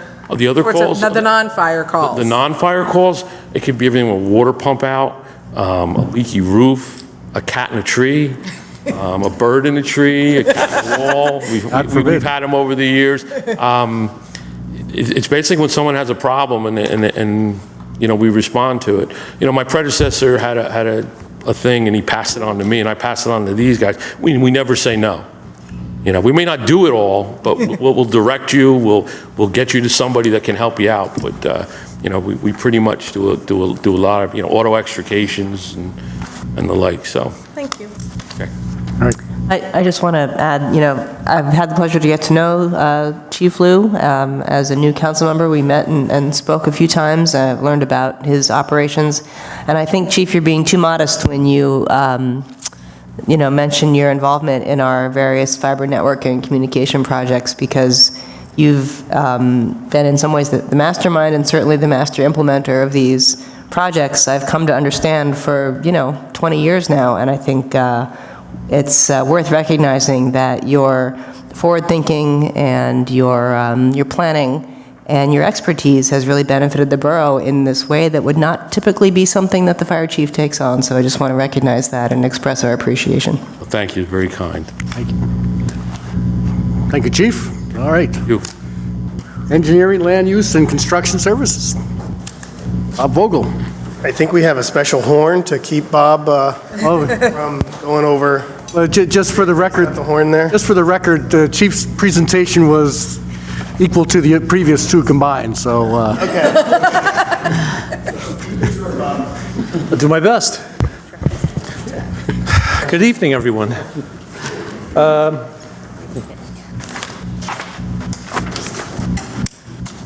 And congratulations, you're almost through the operating and capital budget presentations from all the departments. And without ado, it's good that you saved the best two departments for last. Absolutely. Russ Brown, head of the construction department. Russ has been with us for 10 or 11 years and has done phenomenal work keeping his department together, having his team coordinate and process an incredible number of permits and applications on a daily basis for multiple towns. Slide number 1 shows you particularly two areas that we can show over the years have trended just up and up and up over again. And that's number 1, permit revenue. Number 2 is inspections performed. And there you see a total for permanent revenue for 2019, which is above and beyond, again, going through the years. It just keeps going up and up and up as the department productivity just is, terrific trend. And, that's not all Russ does. Russ does a tremendous amount for the borough, which is not exactly permit and application related as well. But those two items, permit revenue and inspections performed, are great numbers for 2019. Again, the trend over a decade or more has just been terrific to watch. Russ's group deals mostly with private building applications. And as far as his accomplishments, again, for 2019, it shows 41 single-family homes were processed, 46 additions were processed, and the large commercial project that went through was Atlantic Healthcare, which they did quite a few inspections on, and again, were fortunate to get a fair amount of permit revenues out of that as well. Russ has gone through and done, his group has done the public school projects for Madison High School, Chatham Middle School, and a number of tenant finance for commercial enterprise. In 2020, his goals are relatively modest and continuing. These are annual things that they do every year. But as far as big projects are concerned, the YMCA edition, which we've all seen taking place for the last part of last year, will continue through this year, and Russ hopes to see that expedited and concluded in relatively short order. Also, there are a number of residential subdivisions that are going on, which require additional work and attention by his group. And the organizational system here for storage of commercial plans and specifications and the like, that's something that I would say land use and construction have in common, and that's the archiving procedure that we go through in terms of scanning, archiving, and organizing large documents. Tends to be something we all need to pay attention to, and so you'll see that in the engineering land use budget as well. As far as operations are concerned, and we really hope to make great strides in that for this coming year, to the extent that a lot of the documents that we would normally have to go to the attic or go to a specific file to access are hopefully going to be available through a link through spatial data logic, which we use every day on our desktops, which will cut down the time to access those documents very quickly. So very much looking forward to seeing that aspect of the operation move forward. Again, processing permits and issuing certificate of approvals are things that they come across every year and do an increasing number of every year. Russ's budget comments, it says as far as operating expenses are concerned, they're all covered by permanent revenues in spades. And so, Russ's department is fully self-funded, which is great as far as the tax implications are concerned for the residents. And he also, through his staff, juggles a large number of summer interns, trying to keep organized and abreast of all the Oprah requests that come in, and a lot of informational requests that come in on a daily basis. Any questions about Russ's department that I can help you with? Can I just make a comment about Russ Brown? I mean, this is an easy thing to look at as far as his department is concerned. It's self-funding. I think, and I'm going to take a little lead from what Rachel did before with the chief, but I think that one of the things that we kind of forget about Russ is like what he does extracurricular, his extracurricular activities. Is the chief still here? Because, yeah, I know that this weekend he helped you, right? He was here this weekend helping. I'm sorry? And I know you have. Yeah, they were like oil and vinegar. I was just going to say that. I was going to say that. Good line. But, so he was there this weekend. This past weekend, he redid the whole tax office by bringing the assessor down here and one of his construction people. And it was absolutely amazing because people came to help him that are not even people that work here, because Russ Brown is Russ Brown, I think, yeah. I've been working with him, with Michael, and we've been cleaning out the attic and the basement. Hurrah, hurrah. And he has taken that whole project on like unbelievable.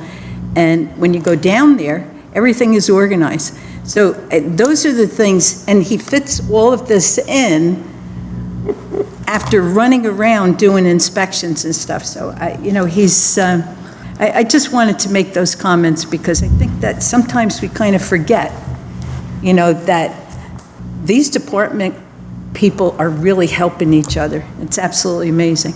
So, Terrific. you could tell him I said that. 100% agree. He can watch the Rosenet coverage of the meeting if he's interested. But yeah, he knows. He knows he's a 24/7, 365 employee. Yeah. Terrific. Yeah, two quick things. One, to just reinforce, he loves this building, and he is our official caretaker for Hartley Yeah. Dodge. It's not part of his job, but he does it.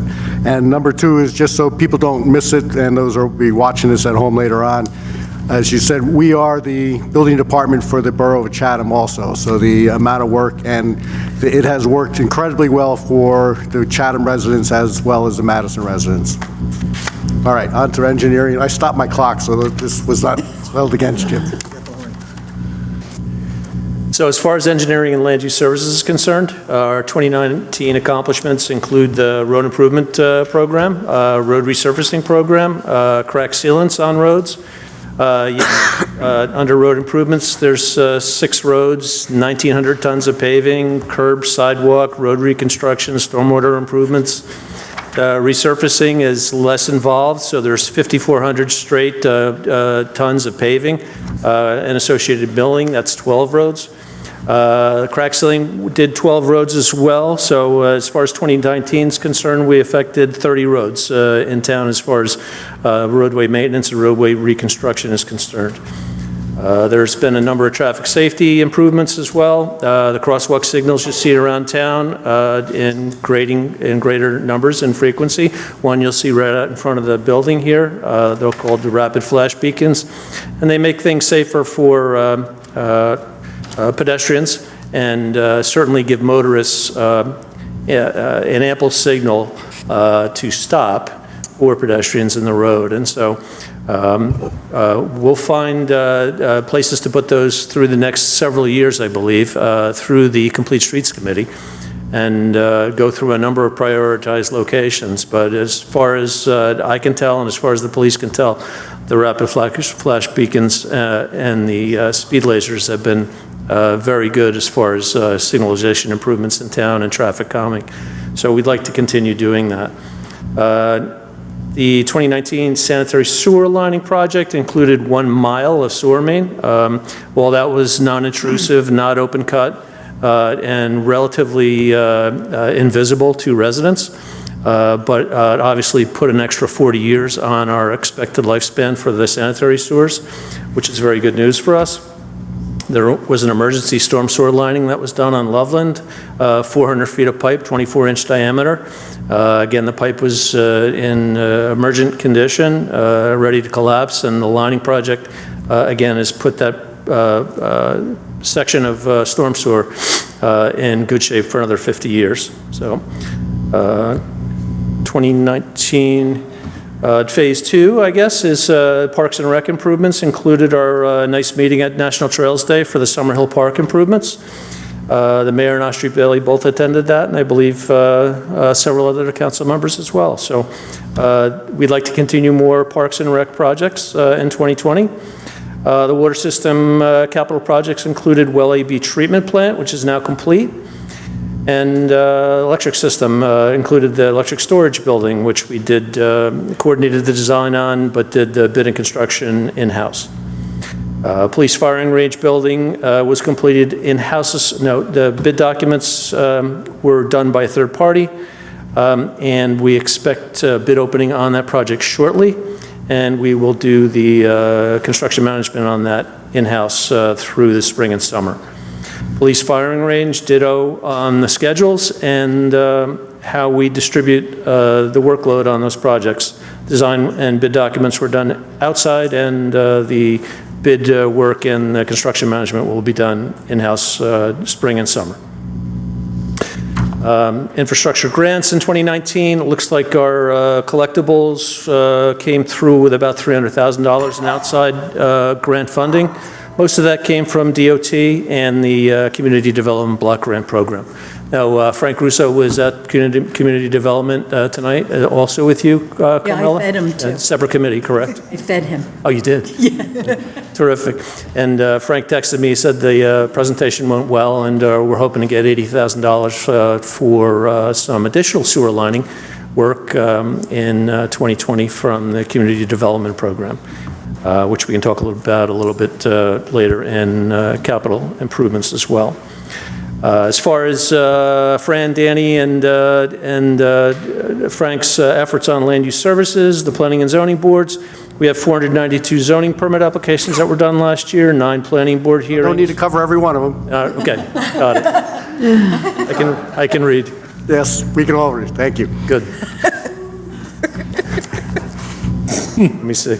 Can I jump over to capital then? No, I missed goals. Yep. Yeah, So, okay, our 2020 goals include assessing infrastructure conditions. It's an annual task. Planning and budgeting our public work is an annual task. The design, estimating, and bidding of projects is an in-house service that we provide annually, and construction administration and inspection are all things that we provide in-house annually. As far as just finishing up a few projects from 2019, the recycling center is in progress right now and will be finished the next month. And the Range building and Dodge Field buildings are out to bid right now and will be finished spring and summer. That brings us up to the 2020 capital projects. Again, we've talked about roads several times already in December and January, done some appropriations and awarded some contracts. Moving forward, this is our departmental, the rest of the department presentations, and hopefully you can go on and finalize the budget when I'm finished. So as far as capital requests are concerned for 2020, There's a couple items here for storm sewers and sanitary sewers. The sanitary sewers okay, the stormwater is on the left-hand side here, and we have about $50,000 set aside for Central Avenue storm sewer lining, which is very similar to the one that we did on Loveland last year. And for the sanitary sewers for the coming year, we are looking at $200,000 worth of main lining, which if we get another $80,000 from the county, will probably come close to a $300,000 process in terms of awarding contracts.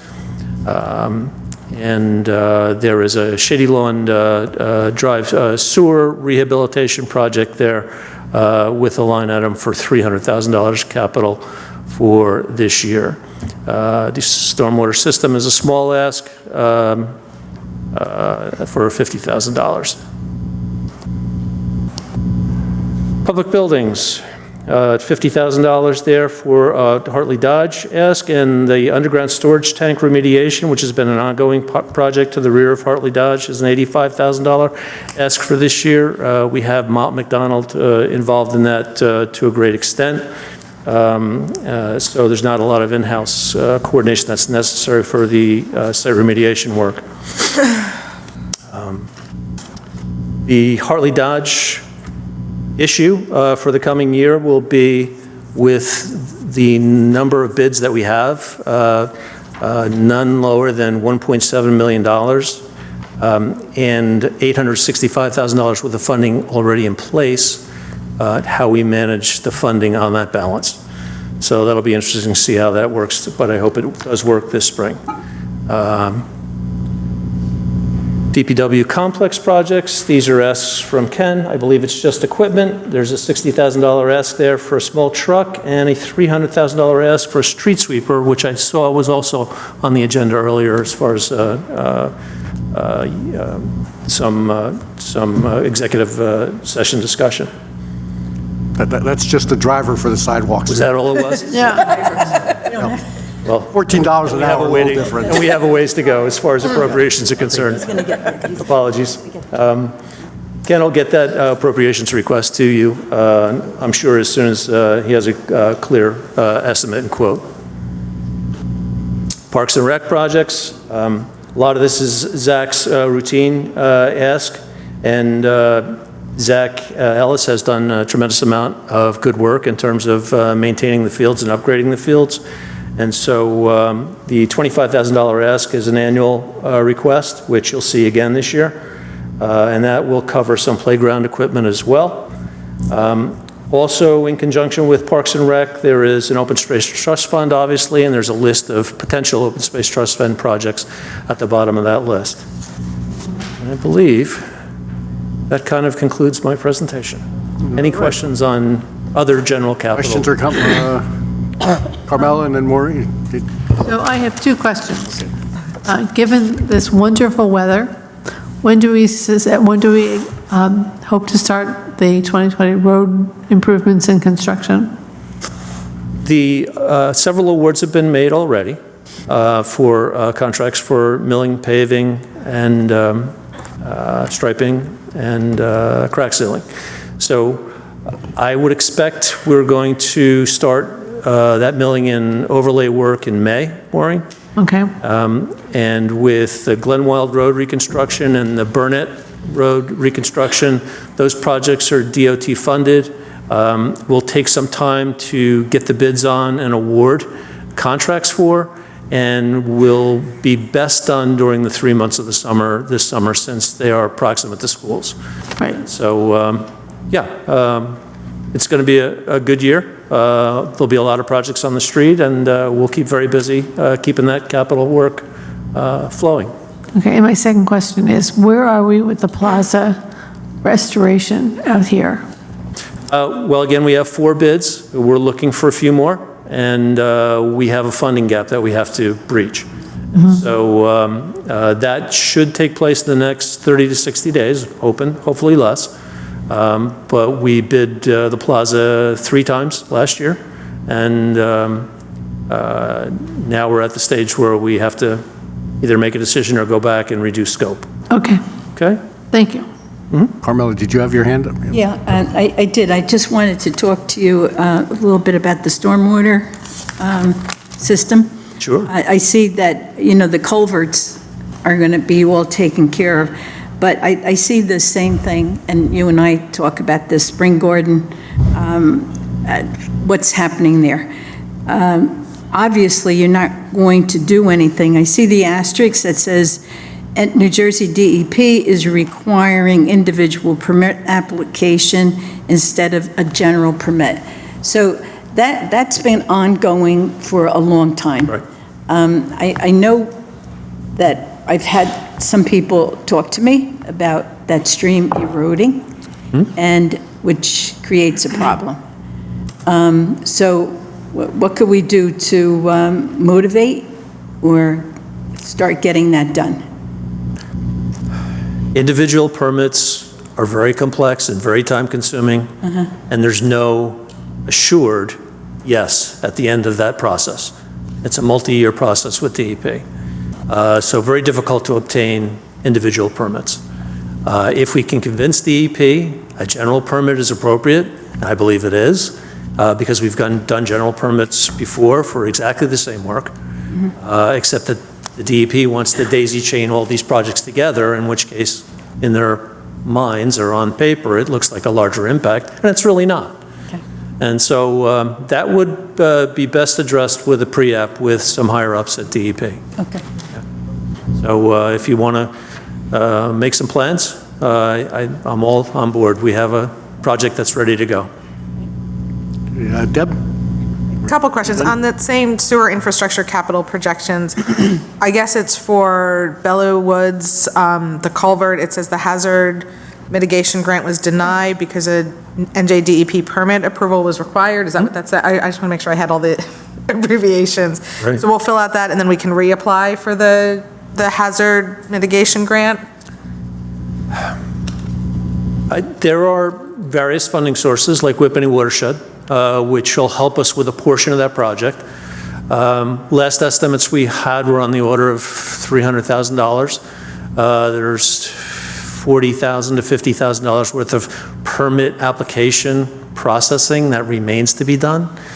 So yeah, I mean, DEP has the stream corridors pretty well locked up as far as significant projects are concerned. And so it's going to take a significant push in order to get those things done. So if you want to make sure Below Avenue makes progress, the way to do that is to authorize $40,000 or $50,000 worth of permit processing with the DEP, and that's the next step, unfortunately. I mean, we got to a place where we thought we were getting close, and they sent us to the back of the line.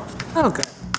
And then two more questions. Is there any update on the dog park over at Memorial Park? The fence is half up. Yeah. It's not summer. I'm not Making over in that progress. area. That's right. The weather's been great.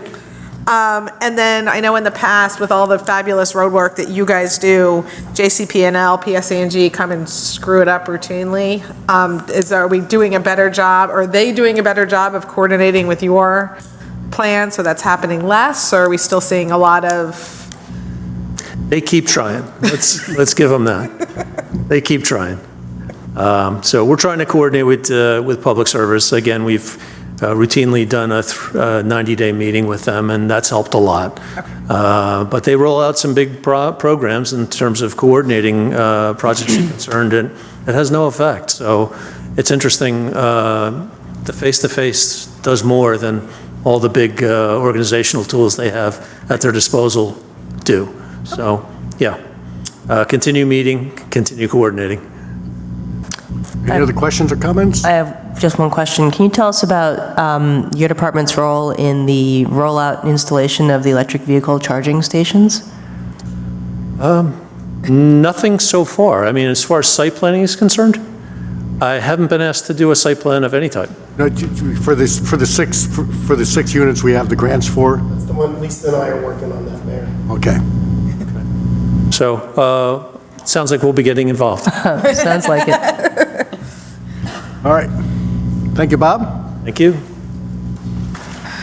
All right. We move on to solar energy systems. This is coming from the Planning Board. Austria would normally present this, so I'll do my best. But obviously, we're in the world where more and more solar power facilities will be coming online, and it's very, very important to allow that to happen and allow it to happen in a structured way.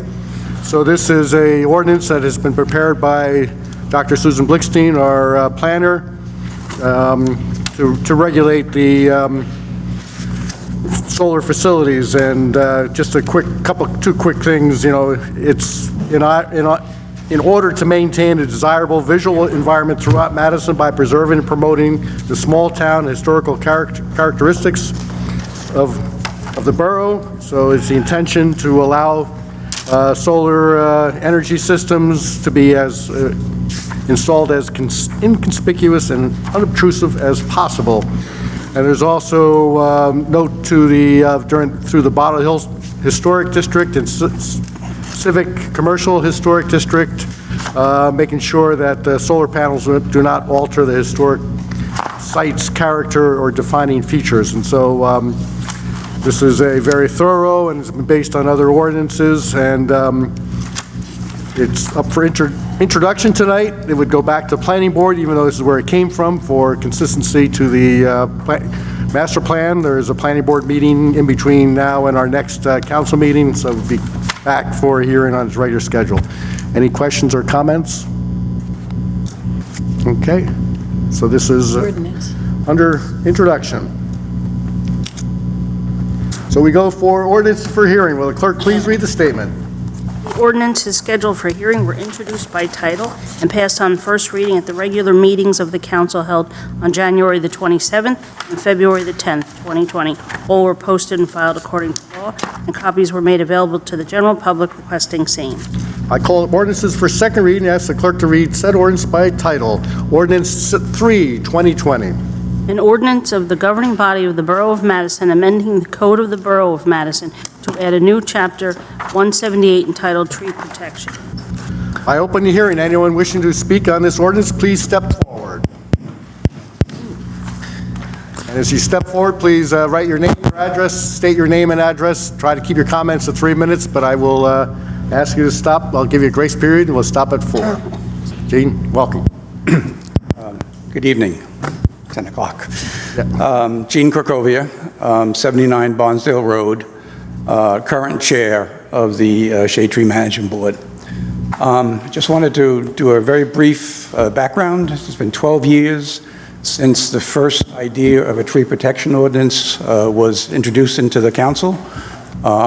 It was tabled 12 years ago, and just if I look back what has happened in the last 12 years, I can identify numerous locations where trees have been clear-cut, where both by homeowners and by builders.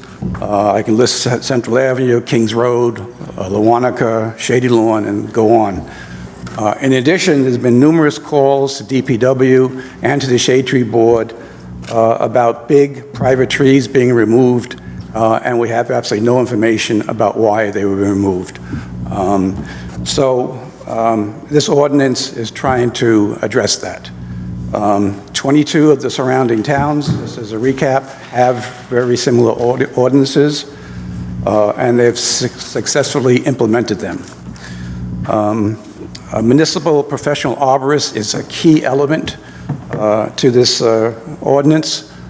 Somebody who has the experience, who can address case by case, and has the ability to and discretion to make decisions for the right thing for the trees. Feedback on this ordinance to date has been that certain rules are too strict and should be loosened up, and I'm getting feedback that some of the rules are too lenient and they should be strengthened. So it's across the spectrum. We've also heard many times that I could support a tree ordinance, but it has to be the right ordinance. So is this ordinance perfect for everybody? No. Is this ordinance cover everybody, and can it be implemented? And the answer is yes. So after a reasonable time period, if this is passed, we would come back to the council and give you an update how it's working, and to try to determine if there are some areas that need to be strengthened or weakened, okay? So in summary, I'd just like to say, I think it's time to vote yes on this ordinance. Okay, thank you. Thank you.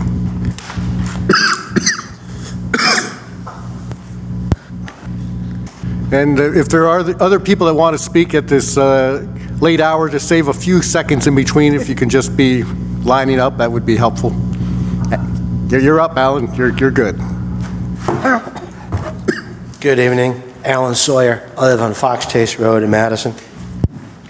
I come before you today to discuss the proposed tree ordinance based upon what was published on February 3rd. First, I cannot support the ordinance as it's currently written. And second, I'm disappointed in the Madison governing body for not conducting a more robust conversation. I was here 12 years ago. I remember the conversations. This has been nowhere near as robust as it should have been. Part of my concerns with the ordinance are some ambiguities in the wording and overly restrictive limitations. For example, under Section 178.7, there are only 2 exemptions from the acquired tree permits, one for the borough and the second for property owners, allowing removal of 2 trees in a 2-year period. I believe the exemption should be expanded to include the removal of dead, dying, damaged, or otherwise hazardous trees that pose imminent danger to property or life. That does not exist in the current ordinance. It is unrealistic to require a property owner to have to file a permit, wait for the new MA to show up and pass judgment before a hazardous condition can be corrected. Also, the wording in the ordinance for the exemption B.2 is ambiguous as the words non-significant trees are not capitalized. Thereby, does that indicate you didn't mean a significant tree as a defined term? I support an exemption that allows removal of any size tree.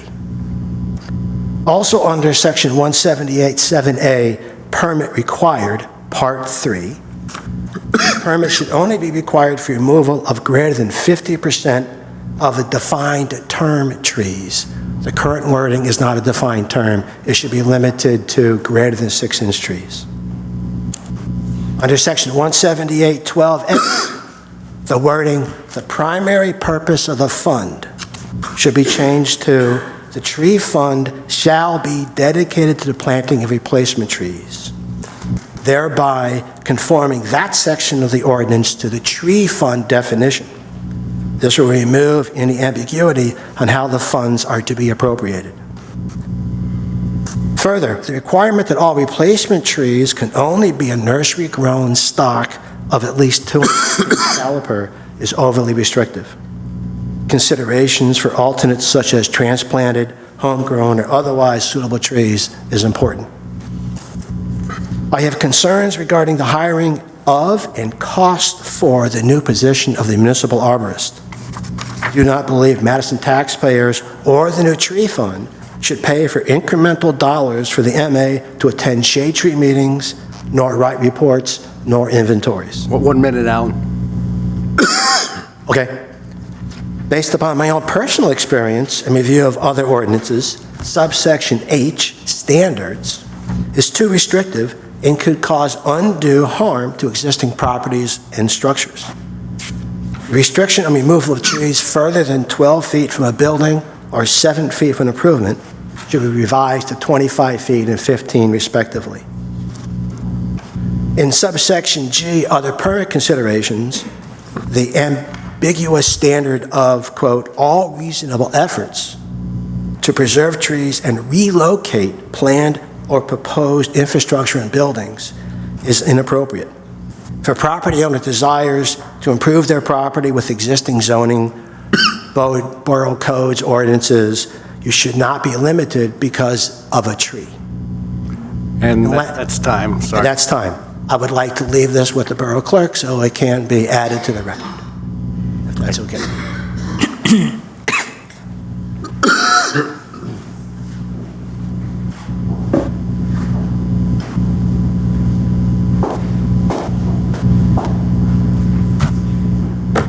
want to thank you. I'm Allison Hawk, 114 Woodland. I've sent a few emails. I just want to reiterate what I've said. I'll make it short. I did extensive research. I read all 22 of the neighboring municipalities' ordinances and did other extensive research on this proposed ordinance. And while I completely agree, I'm a almost lifelong resident of Madison, I think we've seen, and I've been personally affected by new buildings and trees being clear cut and it affecting my property. So I do believe that we need an ordinance. I just think this one could be better written. I think going back to the well a lot of times is just to change things that could be changed easily up front is just more, is a better use of everyone's resources. So just to mention, I'm in support of the tree ordinance, but the following items I feel could be changed. With the restrictions on the annual or biannual tree for one removal, I feel that if we allowed any tree to be removed, a lot of the issues would be resolved. If not, there are some other suggestions that I would make. No permit required for dead, dying, or damaged trees. It adds to the strain on the homeowners and borough resources. When a storm comes and there's debris everywhere, you're dealing with your homeowner's insurance, your neighbors, tree removal, a wait time maybe to get the arborist and a permit. It's just stressful, and it's an added layer when most other towns exempt that. The tree setbacks should be more realistic. 15 other municipalities speak of setbacks, none of which are as restrictive as 12 and 7 feet. Most are 15 feet, and they don't designate between an improvement or a structure. Some are as wide as 25. A large tree, 7 feet or 12 feet from your house, can cause extensive damage, even if just a limb comes down and you regularly prune it. I also think more homeowner-friendly considerations should be granted on a tree removal. Other towns, this is not unprecedented. They talk about impediments to outdoor enjoyment or the possibility of damage, not imminent damage. Lastly, I'm talking and saying that I think we have too restrictive. I also think we have some areas that were not restrictive enough. Hanover has a great measure in which if there aren't enough trees on a property, when you tear a house down and rebuild it, regardless of whether you want to take down a tree, you have to plant trees. So no matter what it is, our new houses have to have a certain amount of trees based on the property size. I think that's great. I think it could really add to our hardwood canopy over time. So lastly, I'm not sure that even all of the work on FDU with this proposal as written, they still would have been able to take down the trees, and they just would have had to put up new, and we're still losing trees. So I just think we need to think about who we're harming, or who we're inconveniencing, and who we're not inconveniencing. And just putting up a few trees and spending a couple $100s for a builder building a $2 million house, and still being able to take down some of those trees, just seems that it's not fully taking into consideration the intent of the ordinance. Thank you. Thank you. Very good. Anyone else wishing to be heard, please step forward.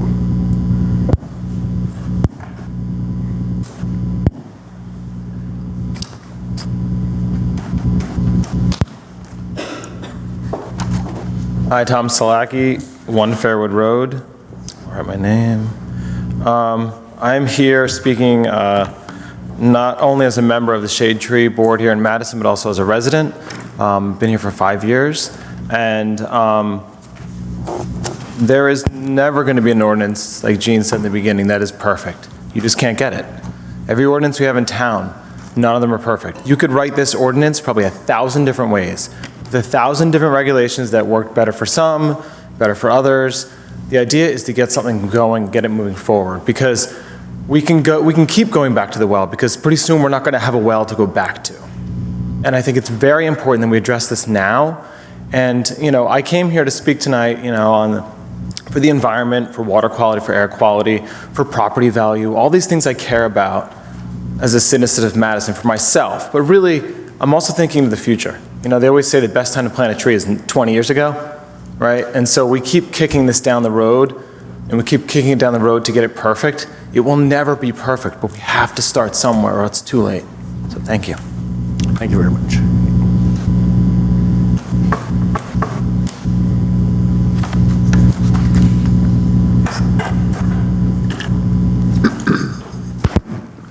Hi, Chris Shore, 31 Shady Lawn Drive, Madison, but I'm also here as the president of Friends of the Madison Shade Tree.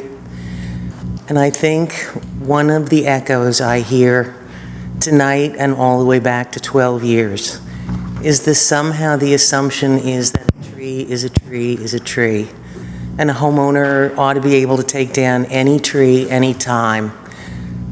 They're never, I guess we're always looking at who can be inconvenienced by a tree. And I really would like to believe that one of the purposes of this ordinance is to remind people that a tree takes 80 to 100 years to grow, and that removing a tree in order to make your garage bigger or have more playroom in your backyard, if you remove a big tree, a significant tree, the kind of trees this ordinance is designed to protect, you literally can't replace it in one lifetime or even two.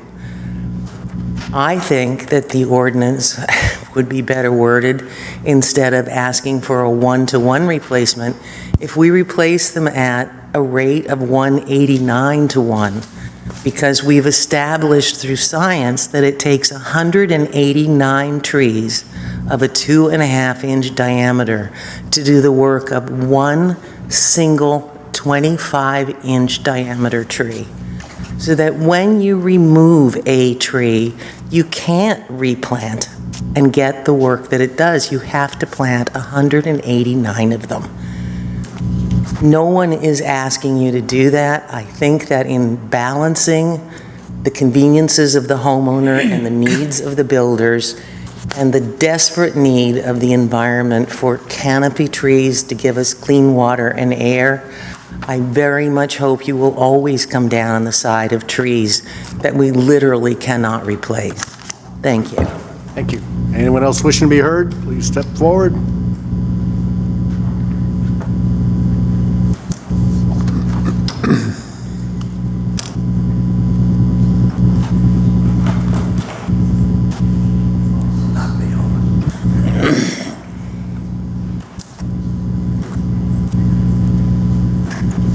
Stocker, 136 Park Avenue, Madison.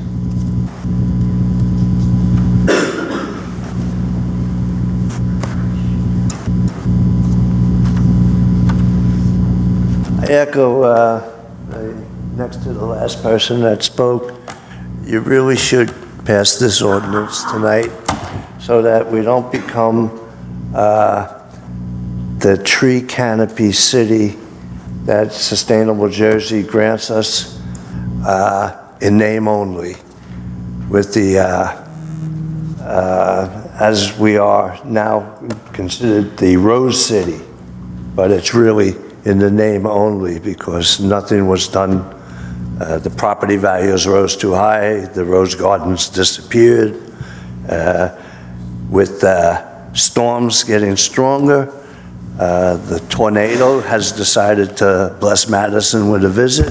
We lost, I don't know, 200 trees at least in that one incident. We could be in danger with of losing a good percentage of our tree canopy if we don't do something. Now, while some people are complaining that this is too restrictive, because they can only take down 2 trees without any questions being raised, I think that is way too free. I don't think a tree should be taken down without an application being put into the town so that the tree canopy that is being lost can be counted. That's it. Thank you. Thank you. Anyone else wishing to be heard?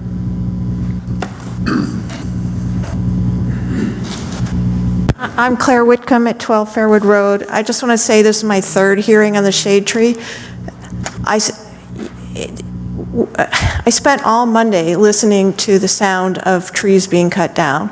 There's the house in my neighborhood that's going to be demolished, and we lost 2 huge trees. It took them all day to take it down. You can see everywhere in my neighborhood, and it was just really for ease of construction. It wasn't, you know, all the things we've been talking about, but these are, I can't add 189 and 189, but that's what the number of trees we need after Monday in our town.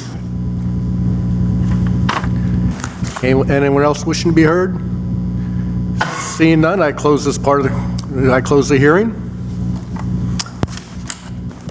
Mayor, I move ordinance 3-2020. I second the motion for the purpose of opening up a discussion.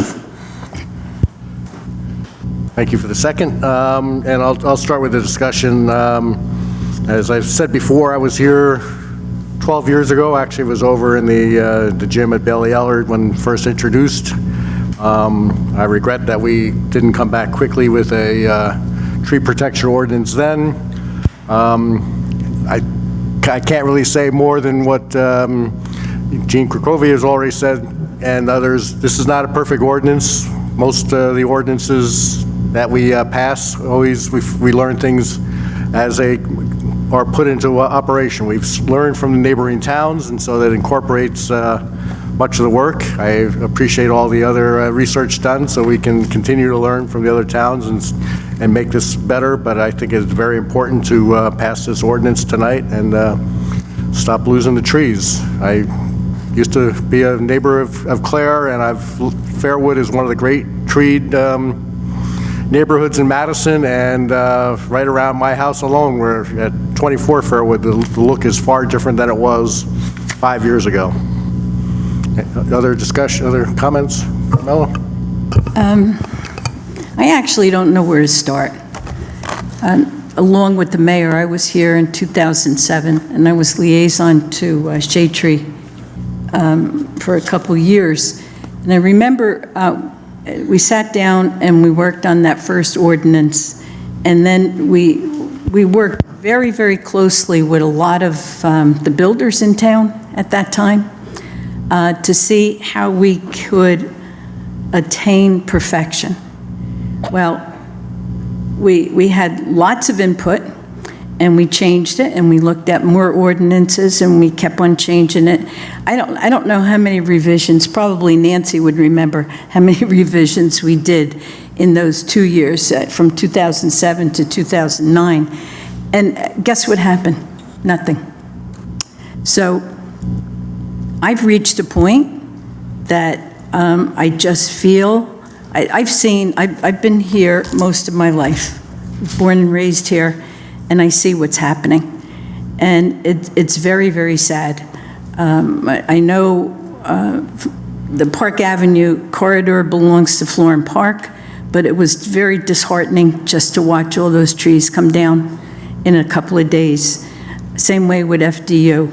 Same way with some of the houses, some of the little tiny houses, the capes and the ranches that are being replaced by the McMansions. And the trees just keep on coming down.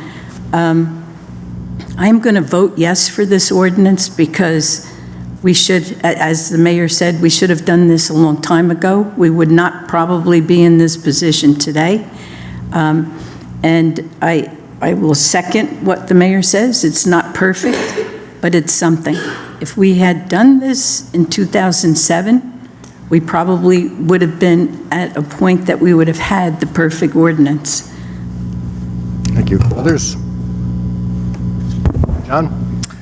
Yeah, first of all, I'd like to thank everybody who worked on this and was involved in developing Chapter 178 for your long, hard, tedious work, your hard work in compiling the document, for being passionate, and for being responsive to questions and concerns. I think Madison needs a tree ordinance. That's not an issue for me, but I struggle with this being the document we plan to use. One promise the 7 of us make to the citizens of Madison is we serve all Madison residents. Another is that we listen to all Madison residents.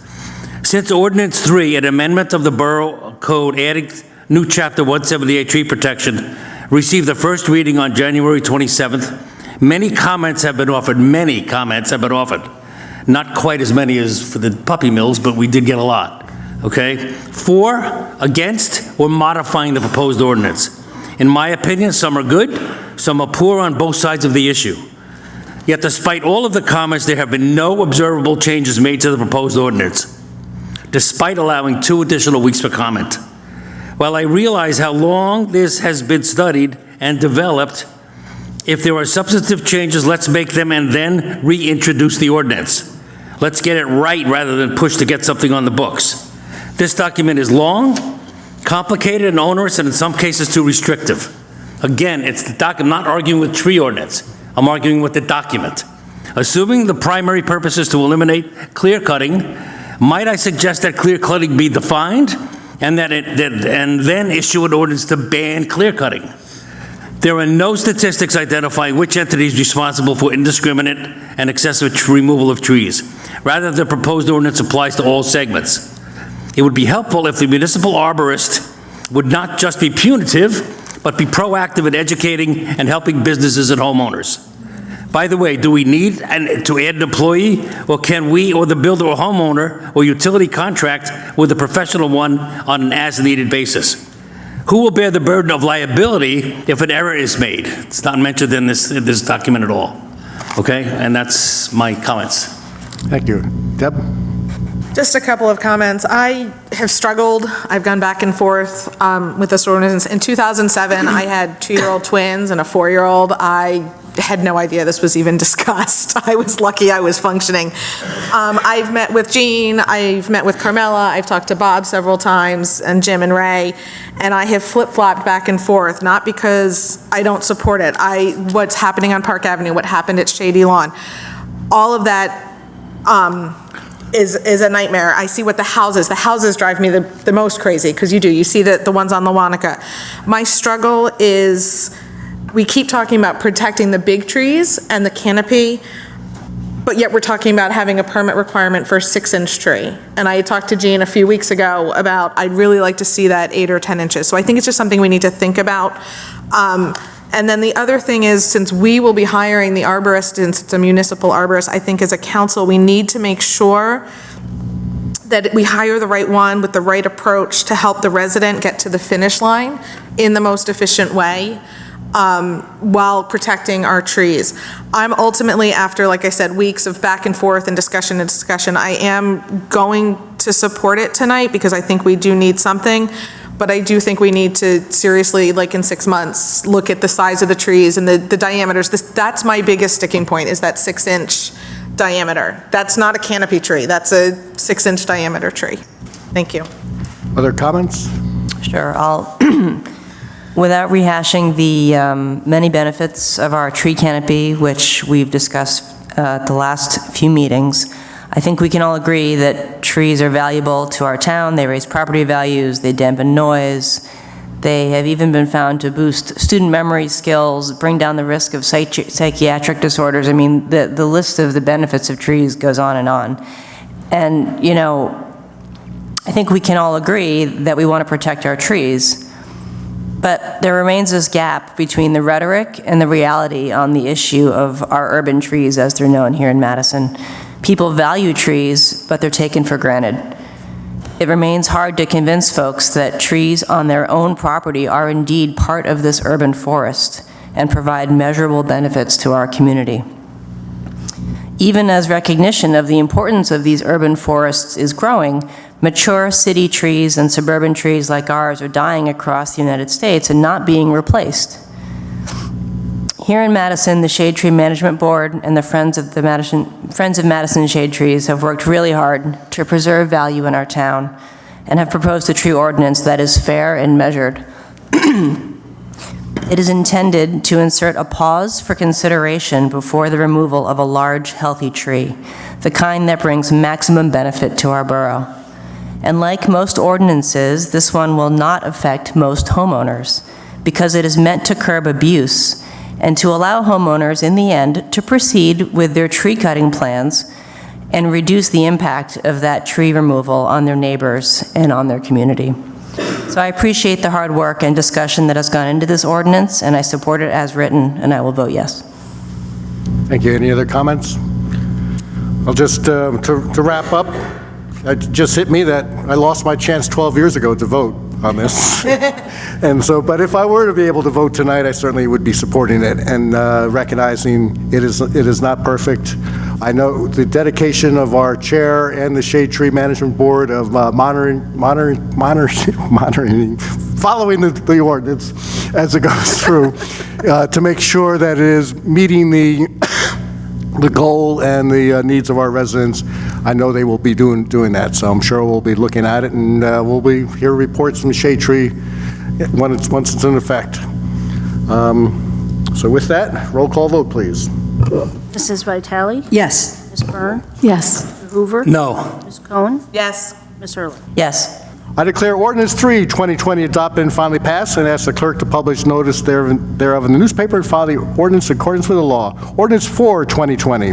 Ordinance of the Borough of Madison amending Chapter 136A of the Borough Code entitled Plastic Bags Single Use, prohibiting the use of plastic bags and regulating the use of paper bags by retail establishments within the Borough of Madison. I open hearing for Ordinance 4. Anyone wishing to comment, please step forward.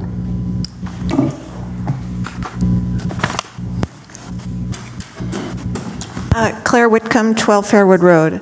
I want to just say really briefly that passing an ordinance was a lot of work, but it's really clear to me that implementing it is a huge amount of work. So I just really want to thank the town for your immense support, and it's taken a lot of logistics on the part of Ray Cody, Jim Burnett. Lisa Ellis deserves a special award for dealing with every retail establishment, the health department. It's really vast. So we've collected 600 plus reusable bags that we're handing out. Drew is doing an education rollout about the ordinance, and they're handing out bags, and it's just really, my end of it, I think, is working well, but I just really wanted to thank everybody for your huge support, and we're moving the needle, and it's really great. Thank you. Thank you. Anyone else wishing to be heard?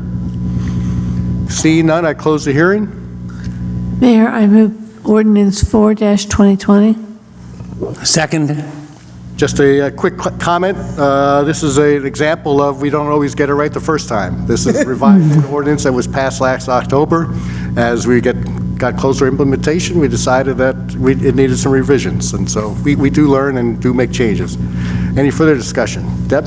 Just two quick comments. I was in Gary's over the weekend, and they have a sign up about the ordinance already pushing their insulated totes, saying they're going to have more reusable totes, ranging in prices, so which was nice to see. I've talked to Chris at Tons of Toys and the guys at Madison Photo about the stash, which we've talked about.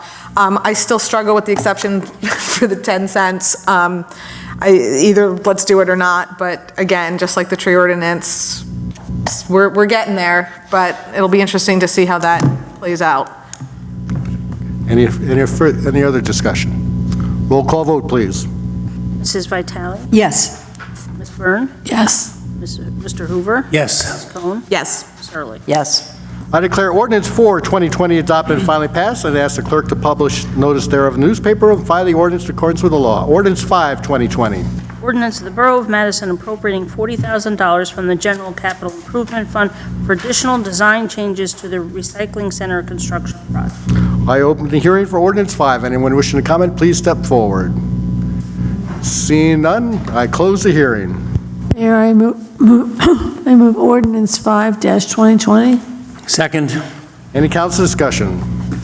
Roll call vote, please. Mrs. Vitale? Yes. Ms. Byrne? Yes. Mr. Hoover? Yes. Ms. Cohen? Yes.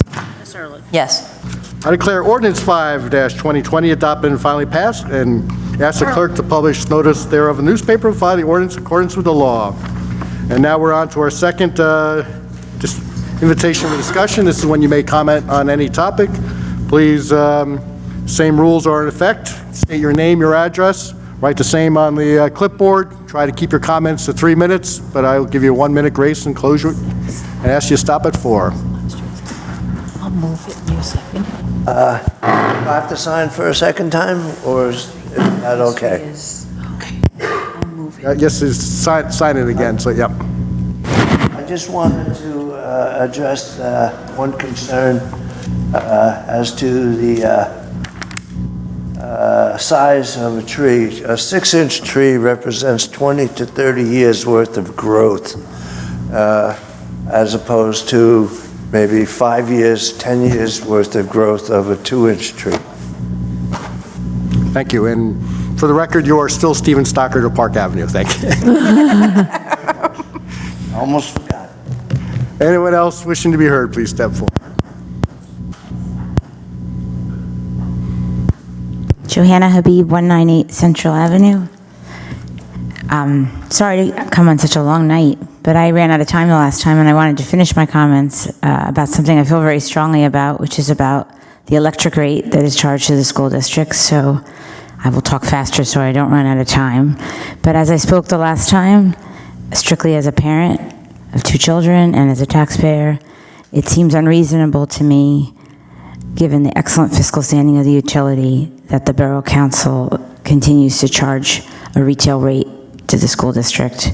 And I'm asking the council specifically, as a taxpayer, to reconsider your position on that and to look for ways to give relief to the Board of Education's budget by charging what it costs. I'm not asking for free electric, although that would be a nice idea too, but I'm just asking for what's fair, and that's that the board would cover, or the council, or the district would cover their costs and nothing more.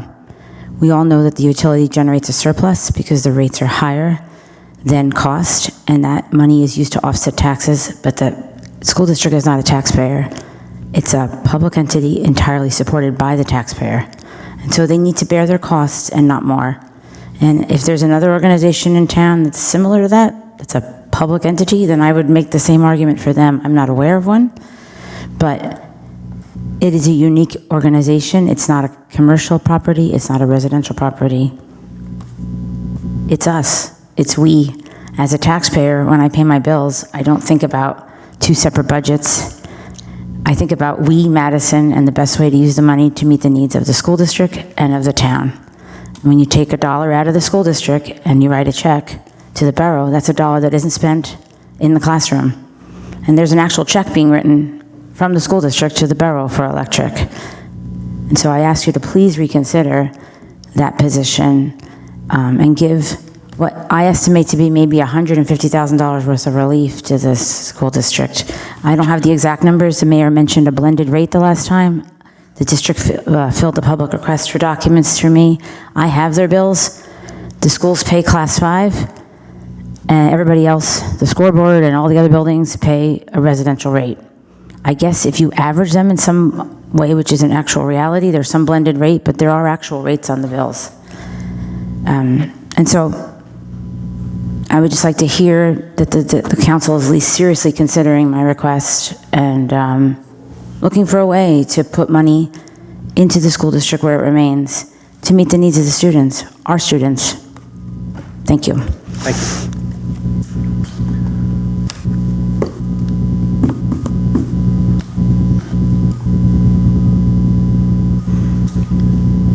We will be, this is on a future agenda for shared services, so we will be continue to have ongoing discussions. Anyone else wishing to be heard, please step forward. Seeing none, I close this part of the meeting. Will the clerk please read the, clerk please read the statement related to introduction of ordinances. The ordinance scheduled for first reading has a hearing date set for March the 9th, 2020. Will be published in the Madison Eagle, posted on the bulletin board, and made available to members of the public requesting copies. I call up Ordinance 6, 2020 for first reading. Ask the Borough Clerk to read said ordinance by title. Ordinance of the Borough of Madison establishing Chapter 195-36.1 of the Madison Land Development Ordinance entitled Solar Energy Systems. Mayor, I'll move Ordinance 6-2020. Second. Any further discussion? Roll call vote. Mrs. Vitale? Yes. Ms. Byrne? Yes. Mr. Hoover? Yes. Ms. Cohen? Yes. Ms. Ehrlich? Yes. Right now, consent agenda resolutions. Will the clerk please read the statement? Consent agenda resolutions will be enacted with a single motion. Any resolution requiring expenditure is supported by a certification of availability of funds. Any resolution requiring discussion will be removed from the consent agenda. All resolutions will be reflected in full in the minutes. Mayor, I'll move Resolution 85-2020 to Resolution 91-2020. Second. Any that need to be pulled or any discussion? Roll call vote, please. Mrs. Vitale? Yes. Ms. Byrne? Yes. Mr. Hoover? Yes. Ms. Cohen? Yes. Ms. Ehrlich? Yes. There is no unfinished business. Approval of vouchers. Will the clerk please read the voucher registry? Current fund is bills for the current fund would be $6,526,628.22.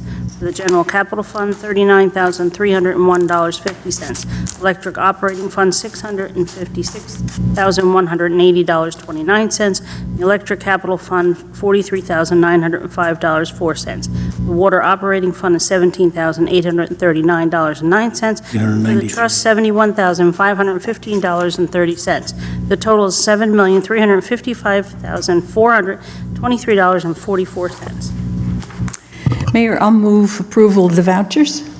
Second. Any discussion? Roll call vote, please. Vitale? Yes. Ms. Byrd? Yes. Mr. Hoover? Yes. Ms. Cohen? Yes. Ms. Ehrlich? Yes. Under new business, I'd like to make the following appointment and request council confirmation for the Utility Advisory Committee. Jeffrey Kerr, 43 Dean Street, 3-year term through December 31st, 2022. Mayor, I'll move confirmation of Jeffrey Kerr to the Utility Advisory Committee. Second. All in favor? Aye. Thank you. Mayor, I move that we adjourn the meeting. All in favor? Aye. Thank you very much. Long night, but productive. Very good. What's your schedule like, Leo? Is any fast? Schedule like this one. Monitoring. Are we going to make it? Or Monitoring. Monitoring.